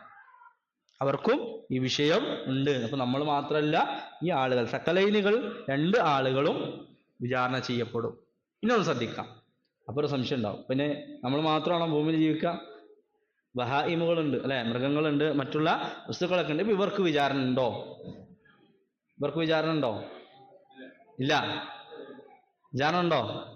വിചാരണയില്ല. വിചാരണ ഇല്ല, മറിച്ച് പ്രതിക്രിയ നടപ്പിലാക്കും. അന്നത്തെ ദിവസത്തിന്റെ പ്രത്യേകത സമ്പൂർണ്ണ നീതിയുള്ള ദിവസമാണല്ലോ. അപ്പൊ അവിടെ പ്രതിക്രിയ എന്ത് ചെയ്യണം? നടപ്പിലാക്കണം. റസൂലുള്ളാഹി സ്വല്ലല്ലാഹു അലൈഹി വസല്ലമ പറഞ്ഞൊരു ഹദീസ് ഇമാം മുസ്ലിം ഉദ്ധരിക്കുന്ന അദ്ദേഹത്തിന്റെ 2582-ാമത്തെ ഹദീസ്. ഈ ഹദീസ് നമ്പറൊക്കെ പറയാന്ന് വെച്ചാൽ നിങ്ങൾ തെറ്റുണ്ടെങ്കിൽ നിങ്ങൾ എന്നെ കൂടെ ഒന്ന് സൂചിപ്പിക്കാൻ വേണ്ടിയിട്ടാണ്. പറഞ്ഞ ഹദീസ് നമ്പർ മാറിപ്പോയിട്ടുണ്ടെങ്കിലൊക്കെ നിങ്ങൾ ഉറങ്ങാതിരിക്കാൻ കൂടെ വേണ്ടിയിട്ടാണ്. എന്താണ്? തീർച്ചയായും എല്ലാ തരത്തിലുള്ള ഹക്കുകളും പരസ്പരം കൊടുത്തവിടെ തീർക്കുന്നതാണ്. എത്രത്തോളം? ഹത്താ യുഖാദ ലിശാത്തിൽ ജൽജാ, കൊമ്പില്ലാത്തൊരു ആട്, മിനശാത്തിൽ കർണ, കൊമ്പുള്ള ഒരു ആട് കൊമ്പില്ലാത്തൊരു ആടിനെ കുത്തിയിട്ടുണ്ടെങ്കിൽ ആ ആടുകൾക്കിടയിൽ പോലും തിരിച്ചു പ്രതികാര നടപടികൾ സ്വീകരിച്ച് എടുക്കുമെന്നാണ്. പിന്നീട് അവരെ മണ്ണായി പൊക്കോ എന്ന് പറഞ്ഞവരെ അവിടെ നിന്ന് തീരുമാനമാക്കും. പിന്നെ സ്വർഗവും നരകവും അവർക്ക് ബാധകമല്ല, അവർക്ക് പ്രതിക്രിയ മുഴുവൻ നടപ്പിലാക്കുമെന്നാണ്. സുബ്ഹാനല്ലാഹ്. അള്ളാഹുവിന്റെ നീതി ഇവിടെ ഒന്ന് ആലോചിച്ച് നോക്കിയാൽ, മൃഗങ്ങളാണ്, എന്നിട്ട് ആ ഒരു വസ്തുക്കൾ, മനുഷ്യരും ജിന്നുകളല്ലാത്ത മറ്റുള്ള വസ്തുക്കൾക്ക് പോലും അവിടെ തുല്യമായ നീതി റബ്ബ് നടപ്പിലാക്കാണ്. സ്വർഗവും നരകം ഇല്ല എങ്കിൽ പോലും നടപ്പിലാക്കി കൊടുക്കുന്നത് നമുക്ക് കാണാൻ കഴിയുമെന്ന്. സുബ്ഹാനല്ലാഹ്. അത് നീതിയുടെ ലോകത്തിന്റെ പ്രത്യേകതയാണ്. ഇനി ചില ആ ദിവസത്തിലെ പ്രത്യേകതകൾ, അതിന്റെ മാനദണ്ഡങ്ങൾ നോക്കട്ടെ. പ്രത്യേകതകൾ നമുക്ക് കാണാൻ കഴിയാം. ഒന്ന്, സമ്പൂർണമായ നീതി നടപ്പിലാക്കപ്പെടും. ഇന്ന് നമ്മൾ ഒരു വക്കീല് മുഖേന കോടതിയിൽ പോയാൽ നമുക്ക് ഇപ്പോഴും പൂർണ്ണമായിട്ടുള്ള നീതി കിട്ടാറില്ല. ഉണ്ടോ? അവിടെ ആർക്കാണോ നാവിന്റെ എല്ല് കൂടുതലുള്ളത്, കനം കൂടുതലുള്ളത്, ആ വക്കീല് നേടിയിരിക്കും. അല്ലെങ്കിൽ സ്വാധീനമുള്ളവരാണെങ്കിൽ ആ നിലക്ക് നേടും. പക്ഷേ നാളെ പരലോകത്തെ സംബന്ധിച്ചിടത്തോളം അവിടെ പരിപൂർണമായ നീതിയാണ്. അവിടെ ഒരാൾക്ക് നാക്കിനെല്ലുണ്ടായതുകൊണ്ടോ വാചാലനായി പ്രസംഗിക്കാൻ കഴിയുന്നത് കൊണ്ടോ വിക്കുള്ള ഒരാളായത് കൊണ്ട് എനിക്ക് നീതി കുറഞ്ഞു പോകുന്നതോ ഒന്നുമില്ല. അവിടെ എല്ലാം സമ്പൂർണ്ണ നീതിയാണ്. അല്ലാഹു സുബ്ഹാനഹു വ തആല അവിടെ നമ്മളോട് പറഞ്ഞ് കാണാൻ കഴിയും തോന്നുന്നു അല്ലെ? അറിയില്ലേ? 3 ആയത്തുകൾ അവിടെ കൊടുത്തിട്ടുണ്ട് അല്ലെ? അല്ലാഹു സുബ്ഹാനഹു വ തആല പറയാണ് ഇന്നല്ലാഹ ലാ യദ്ലിമു മിസ്ഖാല ദർറത്തിൻ, ഒരു അണുവോളം പോലും. അണു എന്ന് പറഞ്ഞാൽ എന്താ ഈ അണു എന്ന് പറഞ്ഞാൽ? അണു എന്ന് പറഞ്ഞാൽ നിങ്ങൾ എന്താ മനസ്സിലാക്കിയുള്ള? ശരിക്ക് അത് ചെറിയൊരു രൂപം. ഇവിടെയൊക്കെ വീടിനൊക്കെ എവിടെയെങ്കിലും ഒരു ഹോൾ ഉണ്ടെങ്കിൽ അവിടെ കൂടെ ഇങ്ങനെ പ്രകാശം അകത്തേക്ക്. അപ്പൊ ഈ അടിച്ച് വീശി ഇങ്ങനെ ചില സാധനങ്ങൾ ഇങ്ങനെ പറക്കും, കണ്ടിട്ടുണ്ടോ? ഇതിനൊക്കെ എന്താ ഇവിടെ ദർറത്തെന്ന് അറിയാം, എന്ത് അണു എന്ന്. ഇത്രത്തോളം ആണെങ്കിൽ പോലും അല്ലാഹു സുബ്ഹാനഹു വ തആല അനീതി കാണിക്കില്ല എന്നാണ്. അല്ലാഹു പറയാണ് വഇൻ തഖു ഹസനതൻ യുളാഇഫുഹാ വയഉതി മിൻ ലദുഹു അജ്റൻ അദീമ, ആരെങ്കിലും വല്ല നന്മയും ഉള്ളതാണെങ്കിൽ അത് അവന് ഇരട്ടിച്ച് അല്ലാഹു സുബ്ഹാനഹു വ തആല കൊടുക്കും. ആ ഇരട്ടിപ്പൊക്കെ ഇൻഷാ അല്ലാഹ് പിന്നീട് നമ്മൾ പറയും. എന്നാൽ ഇത് അല്ലാഹ് മറ്റൊരിടത്ത് പറയണം വമൻ യഅമൽ മിനസ് സാലിഹാത്തി മിൻ ദക്കറിൻ ഔ ഉൻസാ വഹുവ മുഅ്മിൻ. അവിടെ ആരെങ്കിലും ഒക്കെ കടന്നു വരുന്ന ഒരു ആണോ പെണ്ണോ വേർതിരിക്കൂല അല്ലെ. ഇവിടെ എന്തുണ്ട്? റിസർവ് 33% സ്ത്രീകൾക്കുള്ളൂ, ബാക്കിയൊക്കെ പുരുഷന്മാരെടുത്തോണം. പക്ഷെ പുരുഷന്മാരുടെ സീറ്റ് മൊത്തം 6 കയ്യിലുണ്ടാകുക, ലേഡീസിന്റെ കയ്യിലുണ്ടാകുക, അത് വേറെ കാര്യം. അപ്പൊ റിസർവേഷൻ ഒന്നും അവിടെ ഇല്ല. ആര് മുഅ്മിനായിട്ട് പെണ്ണാകട്ടെ ആണാകട്ടെ സൽക്കർമ്മങ്ങൾ പ്രവർത്തിച്ചാൽ ഫഉലൈക യദ്ഖുലൂനൽ ജന്ന, അവർ സ്വർഗത്തിലായിരിക്കും പ്രവേശിക്കുക. വലാ യുദ്ലമൂന നഖീറ, ഒരു തരത്തിലും ഒരു തരിമ്പ് പോലും, പ്രയോഗമൊക്കെ ഭയങ്കരമാണ്, ഒരു തരിമ്പ് പോലും അനീതി അവിടെ അല്ലാഹു സുബ്ഹാനഹു വ തആല ഒരാളോടും കാണിക്കപ്പെടില്ല.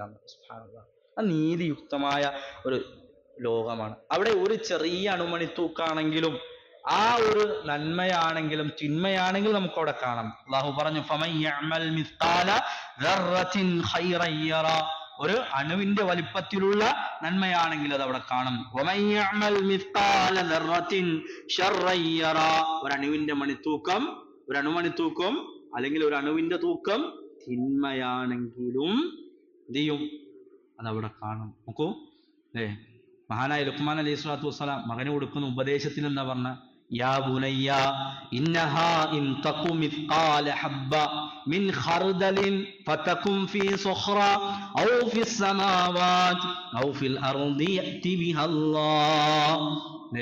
എവിടെ കൊണ്ട് ഒളിപ്പിച്ചാലും തിന്മ ചെയ്തിട്ടേ എന്നെപ്പാലും കാണാനില്ല എന്ന് വിചാരിച്ച് അത് ഒളിപ്പിച്ചു വെച്ചേ ഇപ്പൊ ആരെന്നെ കാണാനുള്ളത്? എല്ലാ കണ്ണുകളും ഉറക്കത്തിലും എല്ലാ കണ്ണുകളിൽ നിന്ന് ഞാൻ മറ സ്വീകരിച്ചിട്ടുണ്ട്. ആരും കാണാനില്ല എന്ന് വിചാരിച്ച് നീ ചെയ്താലും റബ്ബ് കൊണ്ടുവരിക തന്നെ ചെയ്യുമെന്ന്. ആ പരലോകത്തിന്റെ പ്രത്യേകത അതാണ് എന്നതാണ്. ഒന്നാമത്തെ അതിന്റെ ഒരു പ്രത്യേകത, ഒരു എന്താ പറയുക, ഒരു സവിശേഷത നമുക്ക് പറയാൻ കഴിയുക. അവിടെ ഒരു അനീതി നടപ്പിലാവില്ല. 100 പേരെ കൊന്ന ആളെ എത്ര പ്രാവശ്യം കൊല്ലും? 100 പ്രാവശ്യം വധിക്കും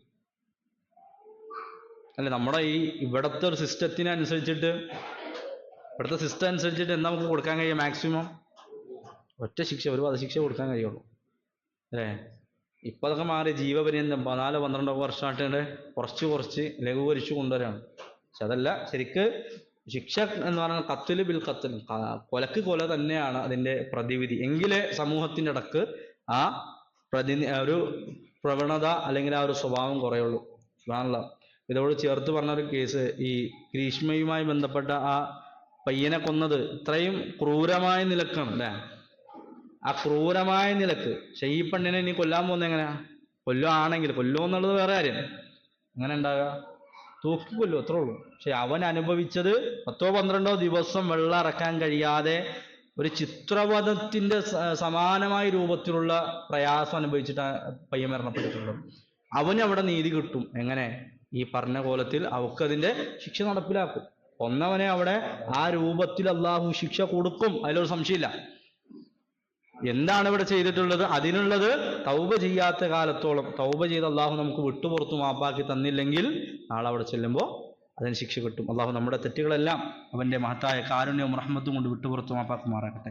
രണ്ടാമത്തെ കാര്യം, ഒരാൾ ചെയ്ത കുറ്റത്തിന്റെ പേരിൽ മറ്റൊരാളും ശിക്ഷിക്കപ്പെടുകയില്ല. ഉറങ്ങുന്നുണ്ടെങ്കിൽ ഒന്ന് കേട്ടിരിക്കണം കേട്ടോ, കുറച്ച് ഗൗരവമുള്ള വിഷയം, ഒരു ഗൗരവമുള്ള വിഷയം. അല്ലാഹു സുബ്ഹാനഹു വ തആല പറഞ്ഞത് വലാ തസിറു വാസിറത്തുൻ വിസ്റ ഉഖ്റ, ഒരാളുടെ പാപഭാരവും മറ്റൊരാളും പേരേണ്ട ആവശ്യമില്ല. പല ആയത്തുകളിലും അല്ലാഹു അത് എടുത്തു പറഞ്ഞു. അല്ലാ തസിറു വാസിറത്തുൻ വിസ്റ ഉഖ്റ വഅൻ ലൈസ ലിൽ ഇൻസാനി ഇല്ലാ മാ സഅ, മനുഷ്യൻ പ്രവർത്തിച്ചത് മാത്രമേ അവന് ഉണ്ടാവുള്ളൂ. ഒരാളുടെ പാപത്തിന്റെ പേരിലും അവൻ കുറ്റം ചെയ്യണ്ട. ഒരാൾ കള്ളു കുടിച്ചു, ആ കള്ളു കുടിച്ചതിന്റെ പേരിൽ നീ എന്ത് ചെയ്യേണ്ട ആവശ്യമില്ല, ശിക്ഷയിലേക്ക് പോകേണ്ട ആവശ്യമില്ല. ഒരുത്തൻ വ്യഭിചരിച്ചു, അതിന് നീ ശിക്ഷിക്കപ്പെടേണ്ട ആവശ്യമില്ല. പക്ഷേ ആ കള്ള് കുടിക്കാനുള്ള പൈസ കൊടുത്തതും കള്ള് മേടിച്ചു കൊടുത്തതും നീ ആണെങ്കിൽ എന്തുണ്ടാവും? ശിക്ഷ ഉണ്ടാകും. അത് നമ്മൾ കുറച്ചുകൂടെ ഒന്ന് ഗൗരവത്തിൽ മനസ്സിലാക്കേണ്ട ഒരു വിഷയമാണ്. അതാണ് ഇനി ചേർത്ത് പറയാൻ പോകുന്നത്. അതുകൊണ്ട് ഉറക്കുന്ന ആളുകളോടൊന്ന് എണീക്കാൻ വേണ്ടി ആവശ്യപ്പെട്ടത്. റസൂലുള്ളാഹി സ്വല്ലല്ലാഹു അലൈഹി വസല്ലമ പറഞ്ഞൊരു വാചകം നമുക്ക് കാണാൻ കഴിയും. എന്താ? മൻ ദഅ ഇലാ ഹുദൻ കാന ലഹു മിനൽ അജ്രി മിസ്ലു ഉജൂരി മൻ തബിഅഹു. ആരെങ്കിലും ഒരു നന്മയിലേക്ക് ഒരാളെ ക്ഷണിച്ചാൽ കാന ലഹു മിനൽ അജ്രി, അവന് ലഭിക്കുന്നതാണ്, ആ ക്ഷണിച്ച ആൾക്ക് ലഭിക്കും. മിസ്ലു ഉജൂരി മൻ തബിഅഹു, ആ നന്മ അവന് പുറമെ തുടർന്ന് പ്രവർത്തിച്ചു വരുന്നവരുടെ എല്ലാം നന്മ ആർക്ക് കിട്ടും? ഇത് തുടങ്ങി വെച്ച ആൾക്ക്. അപ്പൊ ഒരു നാട്ടിലൊരു പള്ളി ഉണ്ടാക്കാൻ മുൻകൈ എടുത്തിറങ്ങിയ ഒരു മനുഷ്യനുണ്ടെങ്കിൽ അയാൾക്ക് എന്ത് കിട്ടും? ആ പള്ളി നിലനിന്ന് അവിടെ നടക്കുന്ന എന്തൊക്കെ ദീനീ പ്രവർത്തനം ഉണ്ടോ അതിന്റെ എല്ലാം പ്രതിഫലം ആ മനുഷ്യന് ഖബറിലേക്ക് മരണപ്പെട്ട് കഴിഞ്ഞാൽ ലഭിച്ചുകൊണ്ടിരിക്കും. എന്നിട്ട് റസൂലുള്ളാഹി സ്വല്ലല്ലാഹു അലൈഹി വസല്ലം പറഞ്ഞ അടുത്ത വാചകം, ലാ യൻഖുസുഹു ദാലിക മിൻ ഉജൂരിഹിം ഷൈഅൻ, അവർക്ക് ഒരു കുറവുണ്ടാവില്ല, അവർക്ക് കിട്ടുന്നത് പോലെ തന്നെ അതേ പ്രതിഫലം ഇയാൾക്ക് കിട്ടുന്നതാണ്. എന്നിട്ട് റസൂലുള്ളാഹി സ്വല്ലല്ലാഹു അലൈഹി വസല്ലം പറയണം, മൻ ദഅ ഇലാ ളലാലത്തിൻ, ആരെങ്കിലും ഒരു വഴികേടിലേക്കാണ് ക്ഷണിക്കുന്നതെങ്കിൽ അവനെ സംബന്ധിച്ചിടത്തോളം കാന അലൈഹി മിനൽ ഇസ്മി മിസ്ലു ആസാനി മൻ തബിഅഹു, അവന്റെ പുറകെ ആ തിന്മകളെ പിൻപറ്റി വരുന്നവരുടെ മുഴുവൻ പാപവും അവൻ പേറേണ്ടി വരുമെന്ന്. സുബ്ഹാനല്ലാഹ്. അപ്പൊ ഇതുകൊണ്ടാ പറയണം, നമ്മുടെ കുടുംബത്തിൽ നമ്മുടെ മക്കൾക്ക് നമ്മൾ തുറന്നു കൊടുക്കുന്ന വാതിലുകൾ തിന്മയുടെ ലോകത്തേക്കാണെങ്കിൽ ആ മക്കൾ നാളെ പരലോകത്തിന് എതിരെ വന്ന് ആ മക്കളിലൂടെ നമസ്കരിക്കുന്നവനാണെങ്കിലും നോമ്പ് പിടിക്കുന്നവനാണെങ്കിലും എത്ര സ്വതക്ക കൊടുക്കുന്നവനാണെങ്കിലും നന്മകൾ പ്രവർത്തിക്കുന്നവനാണെങ്കിലും നരകത്തിലേക്ക് പോകേണ്ടി വരിക ഈ കാരണം കൊണ്ട്. നമ്മളൊക്കെ നിസ്കാരം നോമ്പൊക്കെ ഉള്ളതാണ്, പക്ഷെ മക്കളോ അല്ലെ പേര് പറയാൻ കഴിയാത്ത രൂപത്തിൽ. കഴിഞ്ഞ ദിവസം ഒരു എക്സൈസ് ഉദ്യോഗസ്ഥൻ പറഞ്ഞ പോലെ കുട്ടിക്ക് ഇപ്പൊ പേര് പറഞ്ഞു കൊടുക്കാതിരിക്കല നല്ലത്, കാരണം ആ ടേസ്റ്റ് ചെയ്യാൻ നടക്കുന്ന ഏത് ലഹരി വസ്തുക്കളുടെ. അപ്പൊ അതേ കോലത്തിലുള്ള വസ്തുക്കൾ ഉപയോഗിക്കുന്ന തരത്തിലേക്ക് എത്തിയിട്ടുണ്ട്. സുബ്ഹാനല്ലാഹ്.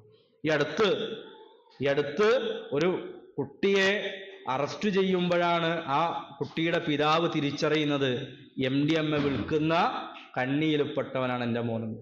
ഈ മനുഷ്യൻ ദഅവാ പ്രവർത്തനങ്ങൾക്കൊക്കെ സജീവമായി ഉണ്ടാകുകയും അതിന് സമ്പത്ത് കൊടുത്ത ആളുകളെ സഹായിക്കുകയും ചെയ്യുന്ന ആൾ.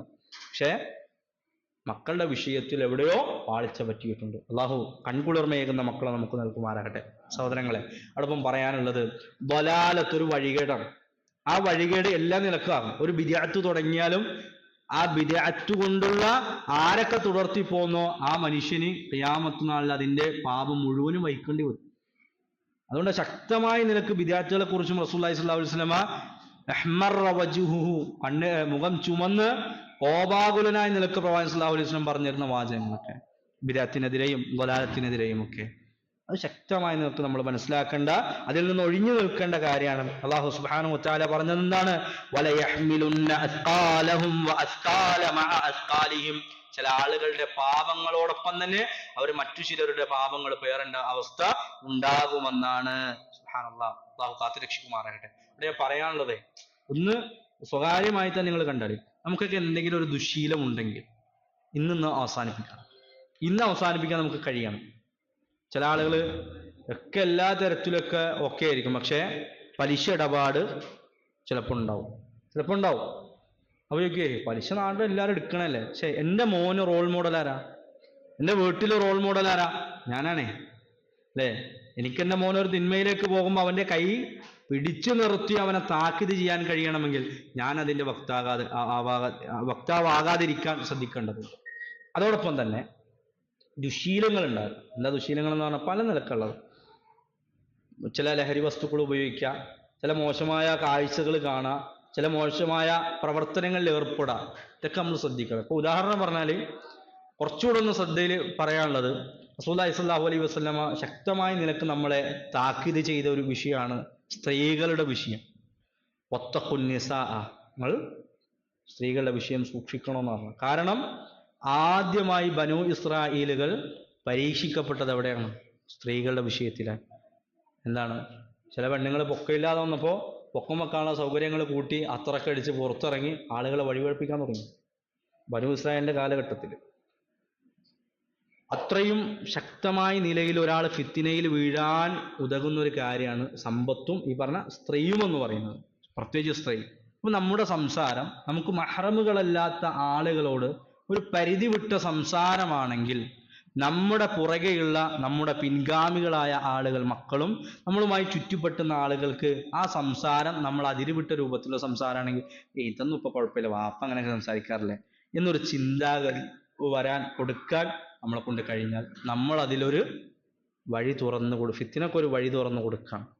അതിൻ്റെ ഉത്തരവാദിത്വം ആര് പേറേണ്ടി വരും? നമ്മൾ പേറേണ്ടി വരും. അപ്പൊ അതുകൊണ്ട് ശ്രദ്ധിക്കാനുള്ളത്, മഹറമുകളായ ആളുകളോട് സംസാരിക്കുന്നത് പോലെയല്ല മഹറമുകളല്ലാത്ത ആളുകളോട് നമ്മൾ സംസാരിക്കേണ്ടതും ഇടപഴകേണ്ടതും. ഇനി ഉമ്മമാരോട് പറയാനുള്ളത് ഇതൊന്ന് ശ്രദ്ധിച്ച് നിങ്ങൾ കേൾക്കാം. പലപ്പോഴും കണ്ട ഒരു മോശമായൊരു സംഗതി എന്താണെന്നറിയോ? മോശം, വളരെ മോശം എന്ന് പറയേണ്ടി വരും. എന്താ വെച്ചാല് എല്ലായിടത്തും ഇപ്പൊ നിങ്ങളോട് പറഞ്ഞിട്ട് നിങ്ങളാണെന്നല്ല, നിങ്ങൾ ചെയ്യുന്നതന്നെ ഞാൻ പറഞ്ഞത്. സ്വാഭാവികമായിട്ടും നമ്മൾ കണ്ടുവരുന്നൊരു ഏർപ്പാട്. പുറത്തെവിടെ കണ്ടാലും നിഖാബ് ധരിക്കും, സലഫി ധരിച്ച് മാന്യമായ വസ്ത്രം ധരിച്ചല്ലാതെ സദസ്സുകളിലൊക്കെ പോകാറില്ല. പക്ഷേ വീട്ടിൽ നിൽക്കുമ്പോൾ എങ്ങനെ നിൽക്കണ്ടെന്നല്ല, പക്ഷെ പുറത്തുനിന്ന് ഒരാൾ വരുമ്പോഴും അവരുടെ മുമ്പിലേക്ക് പോവുക, ആ വീട്ടിലെ മാക്സി ഇട്ട് ഒരു ഷോൾ ഇങ്ങനെ വലിച്ചിട്ട് എവിടെ പുറത്തിറങ്ങുമ്പോൾ കണ്ണുകൾ മാത്രം പുറത്ത് കാണിക്കുന്നത് അവരെ ആക്ഷേപിക്കാനല്ല, അവരുടെ ഫضل ഒരുപാട് സെട്ടതുണ്ട്, പക്ഷെ ശ്രദ്ധിക്കാതെ പോകുന്ന കാര്യമായതുകൊണ്ട് ഒന്നുകൂടെ പറയാം, ശ്രദ്ധിക്കാതെ പോകുന്നതായ ഒരു കാര്യമാണ്. എന്ത് ചെയ്യും? പുറത്തേക്ക് ഇറങ്ങുമ്പോൾ നമ്മൾ വിചാരിക്കും നമ്മൾ ആരും കാണാനില്ലെങ്കിൽ റസൂലുള്ളാഹി സ്വല്ലല്ലാഹു അലൈഹി വസല്ലമയുടെ സഹാബത്തിന്റെ ഉമ്മു മക്തൂം റളിയല്ലാഹു അൻഹു കണ്ണിന് കാഴ്ചയില്ലാത്ത വ്യക്തിയാണ്. അദ്ദേഹം വന്നപ്പോ ഇവരോട് എന്ത് ചെയ്യാൻ പറഞ്ഞു? കണ്ണ് താത്താൻ അല്ലെങ്കിൽ അങ്ങനെയുള്ള നിലപാട് സ്വീകരിക്കാനോ. ഞാൻ പറഞ്ഞാൽ അവിടെ നമ്മൾ ആരെയും കാണുന്നില്ല എങ്കിലും നമ്മളെ ചിലപ്പോൾ ആരെങ്കിലും നോക്കുന്നുണ്ടാവും. അപ്പൊ നമ്മൾ പുറത്തേക്ക് ഇറങ്ങുമ്പോൾ വീടിന്റെ ആ ഉമ്രപ്പടി അല്ലെങ്കിൽ ആ ഫ്രണ്ടിലെ ഡോറ് കഴിഞ്ഞ് പുറത്തേക്ക് ഇറങ്ങുമ്പോൾ നമുക്ക് ഹിജാബിന് നിഖാബിടാൻ കഴിഞ്ഞില്ലെങ്കിലും മുഖം ഒഴികെ ബാക്കി എല്ലാ നിലക്കൊന്ന് മുൻകൈ ഒഴികെ ബാക്കി എല്ലാം ഒന്ന് മറയുന്ന രൂപത്തിൽ ഒരു ആയം കാണാത്ത വസ്ത്രം ഇട്ടേ പുറത്തിറങ്ങാൻ അതേ പാടുള്ളൂ. അടുക്കളയുടെ വശത്തായിക്കോട്ടെ, നമ്മൾ ശ്രദ്ധിക്കേണ്ട ചില കാര്യങ്ങളാണിത്. പലപ്പോഴും ഞാൻ പറഞ്ഞ പോലെ വീട്ടിൽ ജോലിക്കാരുണ്ടെങ്കിൽ അവരുടെ മുമ്പിലൊന്നും ഇതൊന്നും ഒരു പ്രശ്നമല്ല. ആ ആളുകൾ നമുക്ക് അന്യരാണ്. സ്വന്തം ഈ ഭർത്താവിന്റെ അനുജനെ കുറിച്ച് ചോദിച്ചപ്പോൾ പറഞ്ഞതും അൽഹമു മൗത്തുൻ, മരണമാണെന്ന് പറഞ്ഞു. വ്യക്തമായി നിലക്ക് താക്കീത്. അപ്പൊ എന്തായാലും സ്ത്രീകളോട് പറയാനുള്ളത്, നമുക്ക് അങ്ങനെയുള്ള ഒരു സ്വഭാവം ഉണ്ടെങ്കിൽ നമ്മളത് മാറ്റി വെച്ചിട്ട് ഹിജാബിന്റെ രൂപത്തിലല്ലാതെ എനിക്ക് മഹറമല്ലാത്ത ഒരാളുടെ മുമ്പിൽ ഞാൻ പോകില്ല എന്ന് നമ്മൾ നിശ്ചയിക്കണം. മഹറമായ ആളുകളുടെ മുമ്പിൽ നമുക്ക് ഒരു പരിധിയിൽ വരെ നമുക്ക് വസ്ത്രം തലയിൽ തട്ടിയിട്ടില്ലെങ്കിലും പ്രശ്നമില്ല. പക്ഷേ മഹറമല്ലാത്ത ആളുകളാണെങ്കിൽ മറക്കൽ നിർബന്ധമാണ്. പിന്നെ ഒരു പ്രശ്നമുണ്ട് സ്ത്രീകൾക്കിടയിൽ, കാലിന്റെ വിഷയം വളരെ കെയർലെസ് ആണ്. കാല് മറക്കൽ നിർബന്ധമാണ്. നിസ്കാരത്തിലെ ഔറത്ത് പറയുമ്പോഴും വജുഹും കഫും ഇത് രണ്ടുമല്ലാത്ത മുഴുവനും മറയണം നിസ്കാരത്തിൽ നിർബന്ധമായിട്ട്. അപ്പൊ പുറത്തിറങ്ങുമ്പോൾ ബാക്കിയുള്ളതോ അള്ളാന്റെ മുമ്പിൽ നിൽക്കുമ്പോൾ അങ്ങനെ മറക്കണം. പുറത്തിറങ്ങുമ്പോഴോ എല്ലാം അയച്ചിട്ട് ഇറങ്ങണമെന്നല്ല പറഞ്ഞതിനർത്ഥം. പരമാവധി സൂക്ഷ്മത പുലർത്തി പോകണമെന്ന് പറയാനുള്ളത്. ഇത് ശ്രദ്ധയിൽ ഉണ്ടാകണമെന്നാണ് ഉണർത്താനുള്ളത്. അപ്പൊ അത് ആ ഒരു പാപഭാരം നമ്മൾ വഹിക്കേണ്ടി വരും. ഇനി ഇത് പറഞ്ഞതിന്റെ കാരണം എന്തിനാണെന്നറിയോ? നമ്മുടെ പെൺമക്കൾ ആരെ കണ്ടു വളരുക? നമ്മളെ തന്നെയാണ്. നമ്മളെ നിയന്ത്രിക്കേണ്ടടുത്ത് നമ്മൾ മാതൃക കാണിച്ച് മക്കൾക്ക് കൊടുക്കണം. ചെറിയ പ്രായത്തിലെ ആ ഒരു വിഷയം പറഞ്ഞുകൊണ്ട് ഒന്നുകൂടെ കൂട്ടി കുറച്ചുകൂടെ ഒന്ന് വൈഡായിട്ട് പറയാം. ഷെയ്ഖ് ഇബ്നു ഉസൈമീൻ റഹിമഹുല്ലാഹ് ചോദിക്കുന്നുണ്ട്, ഒരു പെൺകുട്ടി, ചെറിയൊരു പെൺകുട്ടി ഹിജാബ് ധരിക്കേണ്ടത് ഏത് പ്രായം മുതലാണ്? നമ്മുടെയൊക്കെ മക്കൾ ഏത് പ്രായത്തിൽ ധരിച്ചിട്ടുണ്ടാകാം? ഞാൻ കഴിഞ്ഞ ദിവസം നമുക്ക് വേണ്ടപ്പെട്ട ഒരാളോട് സംസാരിച്ചപ്പോൾ അവർ പറഞ്ഞിടത്ത് നമ്മുടെ ഒരു 7 വയസ്സൊക്കെ ആകുമ്പോൾ നമുക്ക് കുട്ടികളെ ഹിജാബ് ധരിപ്പിക്കണമെന്ന് ഞാൻ പറഞ്ഞിട്ടുണ്ട്. 2 പെൺകുട്ടികളുണ്ട്, അപ്പോൾ ധരിപ്പിക്കുന്ന കേസ് പറഞ്ഞാണ്. അപ്പോൾ ഉടനെ വേണ്ടപ്പെട്ട ഒരാളാണ് അവർ തിരിച്ചു വന്ന്, എന്തിനാ ഇപ്പൊ ഹിജാബൊക്കെ ആ പ്രായത്തിന് ഒരു 14-12 വയസ്സ് കഴിഞ്ഞിട്ട് പോരേന്ന് തിരിച്ചു ചോദിച്ചിട്ടുണ്ട്. ഷെയ്ഖ് ഇബ്നു ഉസൈമീൻ റഹിമഹുള്ളാഹ് ഇതേപോലെ ചോദിച്ചു, ഏത് പ്രായത്തിലാണ് ഹിജാബ് ധരിപ്പിക്കപ്പെടേണ്ടത്? അദ്ദേഹം കൊടുത്ത മറുപടി 7 വയസ്സെത്തുമ്പോൾ എന്ന്. നമ്മുടെ മക്കളെ നമുക്ക് പറയാൻ കഴിയും, 7 വയസ്സെത്തിയിട്ട് എൻ്റെ മോളെ ഞാൻ ഹിജാബ് ധരിപ്പിക്കാൻ തുടങ്ങിയിട്ടുണ്ട്. ഈ കുറച്ചൊരു വലിയ പ്രായത്തിലേക്ക് എത്തുമ്പോൾ നമ്മളെ പേടിച്ചിട്ട് ഹിജാബ് ധരിക്കും, പക്ഷെ വേറെ എവിടെയെങ്കിലൊക്കെ പോകുമ്പോൾ കോലം മാറിപ്പോകുന്നതിന്റെ കേസ് ഇതാണ്. ചെറിയ പ്രായത്തിൽ തർബിയത്ത് കിട്ടേണ്ടതുപോലെ കിട്ടാതെ പോയതിന്റെ അവസ്ഥയാണ് ആ കാണാൻ കഴിയുക. അതുകൊണ്ട് ശ്രദ്ധിക്കുക പ്രിയ സഹോദരിമാരെ, പ്രിയ സഹോദരന്മാരെ, പെൺമക്കളെ, നമ്മൾ ആ ഒരു ഹിജാബ് എപ്പോഴാണ് ധരിപ്പിക്കുന്നത് ആ പ്രായത്തിൽ ധരിപ്പിക്കുകയും അതോടൊപ്പം ഉമ്മമാർ മാതൃക കാണിച്ചു കൊടുക്കുകയും വേണമെന്നുകൂടി ഈ ഒരു സന്ദർഭത്തിൽ ഉണർത്തുകയാണ്. മൂന്നാമത്തെ ഒരു കാര്യം, ചെയ്ത തെറ്റുകളെ അല്ലാഹു സുബ്ഹാനഹു വ തആല അറിയിച്ചു കൊടുക്കുകയും കാണിച്ചു കൊടുക്കുകയും ചെയ്യും. നമ്മൾ വിചാരിക്കും ഇപ്പൊ ആരും കണ്ടിട്ടില്ല, അല്ലേ, അതല്ല കേട്ടോ, അവിടെ അത് കാണാൻ കഴിയുമെന്നാണ്. ഇന്ന് നമ്മള് ക്യാമറയൊക്കെ ഉപയോഗിച്ച് വീഡിയോസ് ഒക്കെ എടുക്കുന്നുണ്ട്, അല്ലെ. പടച്ചോനെ അല്ലാഹു സുബ്ഹാനഹു വ തആലയെ സംബന്ധിച്ചിടത്തോളം ഇതൊന്നും ഒരു നിസ്സാര കേസല്ല. വഹുവ അലാ കുല്ലി ഷൈഇൻ ഖദീർ. അത് നമുക്ക് കാണിച്ചു തരിക എങ്ങനെയാ, അത് അല്ലാഹു ആലം, നമുക്കറിയില്ല. പക്ഷേ ആ കാണിച്ചു തരല് അള്ളാഹുവിനെ സംബന്ധിച്ചിടത്തോളം ഒരു പ്രയാസവും ഉണ്ടാവുന്നതല്ല. നമ്മുടെ വീട്ടിൽ മോഷണം നടന്നാൽ നമ്മൾ ആദ്യം ഓടും. എവിടെയാണ്? CCTV വെച്ചിരിക്കുന്നതിന്റെ ഹാർഡ് ഡിസ്ക് ഒക്കെ വെച്ചിരിക്കുന്ന ആ ഒരു സ്പെഷ്യൽ റൂം ഉണ്ടാവും. അവിടെ ആ വന്ന സമയത്ത് ആരൊക്കെ എന്തൊക്കെ ചെയ്തു ഒക്കെ നമുക്ക് ഇന്ന് കാണാം. നമ്മളൊന്ന് ആലോചിച്ച് നോക്കിയാലേ, നാളെ റബ്ബിന്റെ മുമ്പിൽ നമ്മൾ ചെന്ന് നിൽക്കുമ്പോ നമ്മുടെ ഓരോ പ്രവർത്തനങ്ങളും തിന്മയാണെങ്കിൽ ആ തിന്മ ആരും കാണുന്നില്ല. എന്റെ റൂമിന്റെ കുറ്റി ഇങ്ങനെ ഇട്ട് എല്ലാരും ഉറങ്ങിയെന്ന് ഉറപ്പുവരുത്തി, ഒരാളും ആ ശബ്ദം കേൾക്കുന്നില്ല എന്ന് ഉറപ്പുവരുത്താൻ ഹെഡ്സെറ്റ് വെച്ച് കണ്ട ചില വൃത്തികേടുകൾ ഉണ്ടാവും. ആ വൃത്തികേടുകൾ കാണുന്നത് ആളെ ആ പരലോകത്ത് അല്ലാഹു കൊണ്ടുവന്ന് കാണും. ചില വൃത്തികേടുകൾ ചെയ്യുന്നത് ആളെ പരലോകത്ത് റബ്ബ് കാണിച്ചത്. ആ ദിവസത്തിന്റെ പ്രത്യേകത അതാണ്. യൗമ തജിദു കുല്ലു നഫ്സിൻ മാ അമിലത് മിൻ ഖൈറിൻ മുഹ്ദറ. നന്മ ചെയ്തോ ആ നന്മ കാണാൻ കഴിയും. വമാ അമിലത് മിൻ സൂഇൻ, തിന്മയാണോ അതും അവിടെ കാണും. എത്രത്തോളം? ലൗ അന്ന ബൈനഹാ വബൈനഹു അമദൻ ബഈദാ, ഒരു വിദൂരത എങ്ങാനും എന്റെ തെറ്റുകൾക്കും എനിക്കുമിടയിൽ ഉണ്ടായിരുന്നെങ്കിലെന്ന് അവൻ ആഗ്രഹിച്ചു പോകും. ആ കാഴ്ച കാണുമ്പോഴാണ് സുബ്ഹാനല്ലാഹ്. അല്ലാഹു നിന്യത ഏൽപ്പിക്കപ്പെടുന്ന ആളുകളിൽ നിന്ന് ആ ദിവസത്തിൽ നമ്മളെ രക്ഷപ്പെടുത്തുമാറാകട്ടെ. സൽക്കർമ്മികളായ ആളുകളെ സന്തോഷത്തോടുകൂടെ മുന്നോട്ട് പോകുന്ന ആളുകളായി ജീവിച്ചവരെ കൂട്ടത്തിൽ നമ്മൾ ഉൾപ്പെടുത്തി അനുഗ്രഹിക്കുമാറാകട്ടെ. സഹോദരങ്ങളെ, ഈ ഒരു പ്രത്യേക സന്ദർഭത്തിൽ ഓർമ്മപ്പെടുത്താനുള്ളത്, ഈ ഒരു പ്രോഗ്രാമിലേക്ക് സാമ്പത്തിക സഹായം നല്ല നിനക്ക് ആവശ്യമുണ്ട്. നമ്മളാൽ കഴിയുന്ന ഏറ്റവും നല്ലതായത് നമ്മൾ കൊടുക്കുക. ഈ പറഞ്ഞതുപോലെ ഈ കൊടുക്കുന്നത് നാളെ നമുക്ക് അവിടെ കാണാൻ കഴിയും. എങ്ങനെ കാണാൻ കഴിയും? ആ നന്മയുടെ തുലാസിൽ കാണാൻ കഴിയും. അള്ളാഹു അതിന് തൗഫീഖ് നൽകുമാറാകട്ടെ. അപ്പോൾ നല്ല നിലക്ക് നമ്മൾ ചെയ്ത സൽക്കർമ്മങ്ങൾ സ്വീകരിക്കുമാറാകട്ടെ. നാലാമത്തെ ഒരു കാര്യം, നന്മകൾ ഇരട്ടി പ്രതിഫലവും തിന്മകൾക്ക് തുല്യമായ പ്രതിഫലം കിട്ടും. എങ്ങനെ? ആ തിന്മക്ക് എത്രയാണുള്ളത് അത് മാത്രമാണ്. അല്ലാഹു സുബ്ഹാനഹു വ തആല നമ്മളോട് പറഞ്ഞു, മൻ ജാഅ ബിൽ ഹസനതി ഫലഹു അശ്റു അംസാലിഹാ. ആരെങ്കിലും ഒരു നന്മ കൊണ്ടുവന്നാൽ ആ നന്മ കൊണ്ട് ആ മനുഷ്യന് നേടുക എന്ത് മാത്രമുള്ളൂ? 10 നന്മകൾ അവന് ലഭിക്കും. പക്ഷേ എന്നാൽ ഒരാൾ തിന്മ ചെയ്താലോ, വമൻ ജാഅ ബിസ്സയ്യിഅതി ഫലാ യുജ്സാ ഇല്ലാ മിത്ലഹാ വഹും ലാ യുദ്ലമൂൻ. ഒരാൾ തിന്മ ചെയ്തതെങ്കിൽ ആ തിന്മക്ക് അനന്തരമായിട്ട് എന്താണുള്ളത് അത് മാത്രമേ നൽകുള്ളൂ. പക്ഷേ നന്മ ചെയ്യുന്നവന് ഒരുപാട് അല്ലാഹു സുബ്ഹാനഹു വ തആല കൊടുക്കുമെന്നാണ്. എത്രത്തോളം എന്ന് ചോദിച്ചാൽ ഏറ്റവും കുറഞ്ഞത് 10 കൊടുക്കും. 10 ഇരട്ടിയെങ്കിലും. എത്രയാണ്? 10 ഇരട്ടി കുറഞ്ഞതാണ് കേട്ടോ, കൂടിയൊന്നും നമ്മൾ കണക്കൂട്ടരുത്.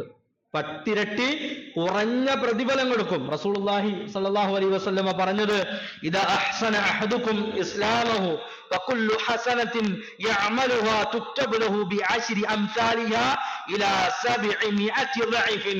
ഒരാൾ നന്മ ചെയ്താൽ അയാളെ സംബന്ധിച്ചിടത്തോളം അല്ലാഹു സുബ്ഹാനഹു വ തആല 10 മുതൽ 700 വരേക്കും രേഖപ്പെടുത്തും. എന്നാൽ വകുല്ലു സയ്യിഅത്തിൻ യഅമലുഹാ തുക്തബു ലഹു ബിമിത്ലിഹാ. എന്നാൽ തിന്മ ചെയ്താലോ അതിന്റെ ഒരു പ്രതിഫലം രേഖപ്പെടുത്തും. അത് മാത്രമേ ഉള്ളൂ. എന്നാൽ ചില ആളുകൾക്ക് കണക്കില്ലാത്ത പ്രതിഫലം കൊടുക്കും. അപ്പൊ 700 മാത്രമല്ല കേട്ടോ, ചില ആളുകൾക്ക് കണക്കില്ലാത്ത പ്രതിഫലവും അല്ലാഹു സുബ്ഹാനഹു വ തആല കൊടുക്കുമെന്നാണ്. ആർക്കാ കൊടുക്കാന്നറിയാം? ആർക്ക് കൊടുക്കാന്നറിയോ? നമ്മൾ അതിനു വേണ്ടി ഒന്ന് പരിശ്രമിക്കണം, ശക്തമായ നിലക്ക് പരിശ്രമിക്കണം. അള്ളാഹു പറയുന്നത് സൂറത്ത് സുമർ 10-ാമത്തെ ആയത്തിൽ അള്ളാഹു സുബ്ഹാനഹു വ തആല പറഞ്ഞു, ഇന്നമാ യുവഫസ്സാബിറൂന അജ്റഹും ബിഗൈരി ഹിസാബ്. ക്ഷമാശീലർക്ക് എന്തെടുക്കും? കണക്കില്ലാതെ, കണക്ക് നോക്കാതെ പ്രതിഫലം കൊടുക്കുമെന്നാണ്. സുബ്ഹാനല്ലാഹ്. ആർക്കുള്ളത്? ക്ഷമ പാലിക്കുന്ന ആളുകൾക്ക്, അവർക്കാണ് കണക്കില്ലാത്ത പ്രതിഫലം അല്ലാഹു സുബ്ഹാനഹു വ തആല കൊടുക്കുന്നത് നമുക്ക് കാണാൻ കഴിയും. അപ്പൊ നമ്മുടെ ഈ ഒരു സമയത്ത് പറയാനുള്ളതും ആ ഒരു പ്രവർത്തനത്തിന് വേണ്ടിയിട്ട്, ഏത് ക്ഷമ കൈക്കൊള്ളാനുള്ള എന്തൊക്കെ നമ്മൾ ചെയ്യേണ്ടതുണ്ടോ അതിനു വേണ്ടിയൊക്കെ നമ്മൾ അങ്ങേയറ്റം കഠിന പരിശ്രമം നടത്തണം. ക്ഷമ എന്ന് പറഞ്ഞാൽ വെറുതെ കിട്ടൂല കേട്ടോ. കുറച്ച് പ്രശ്നമാണ് അല്ലേ? കുറച്ച് പ്രശ്നമാണ്. എപ്പോഴാ ക്ഷമ ഉണ്ടാകേണ്ടത്?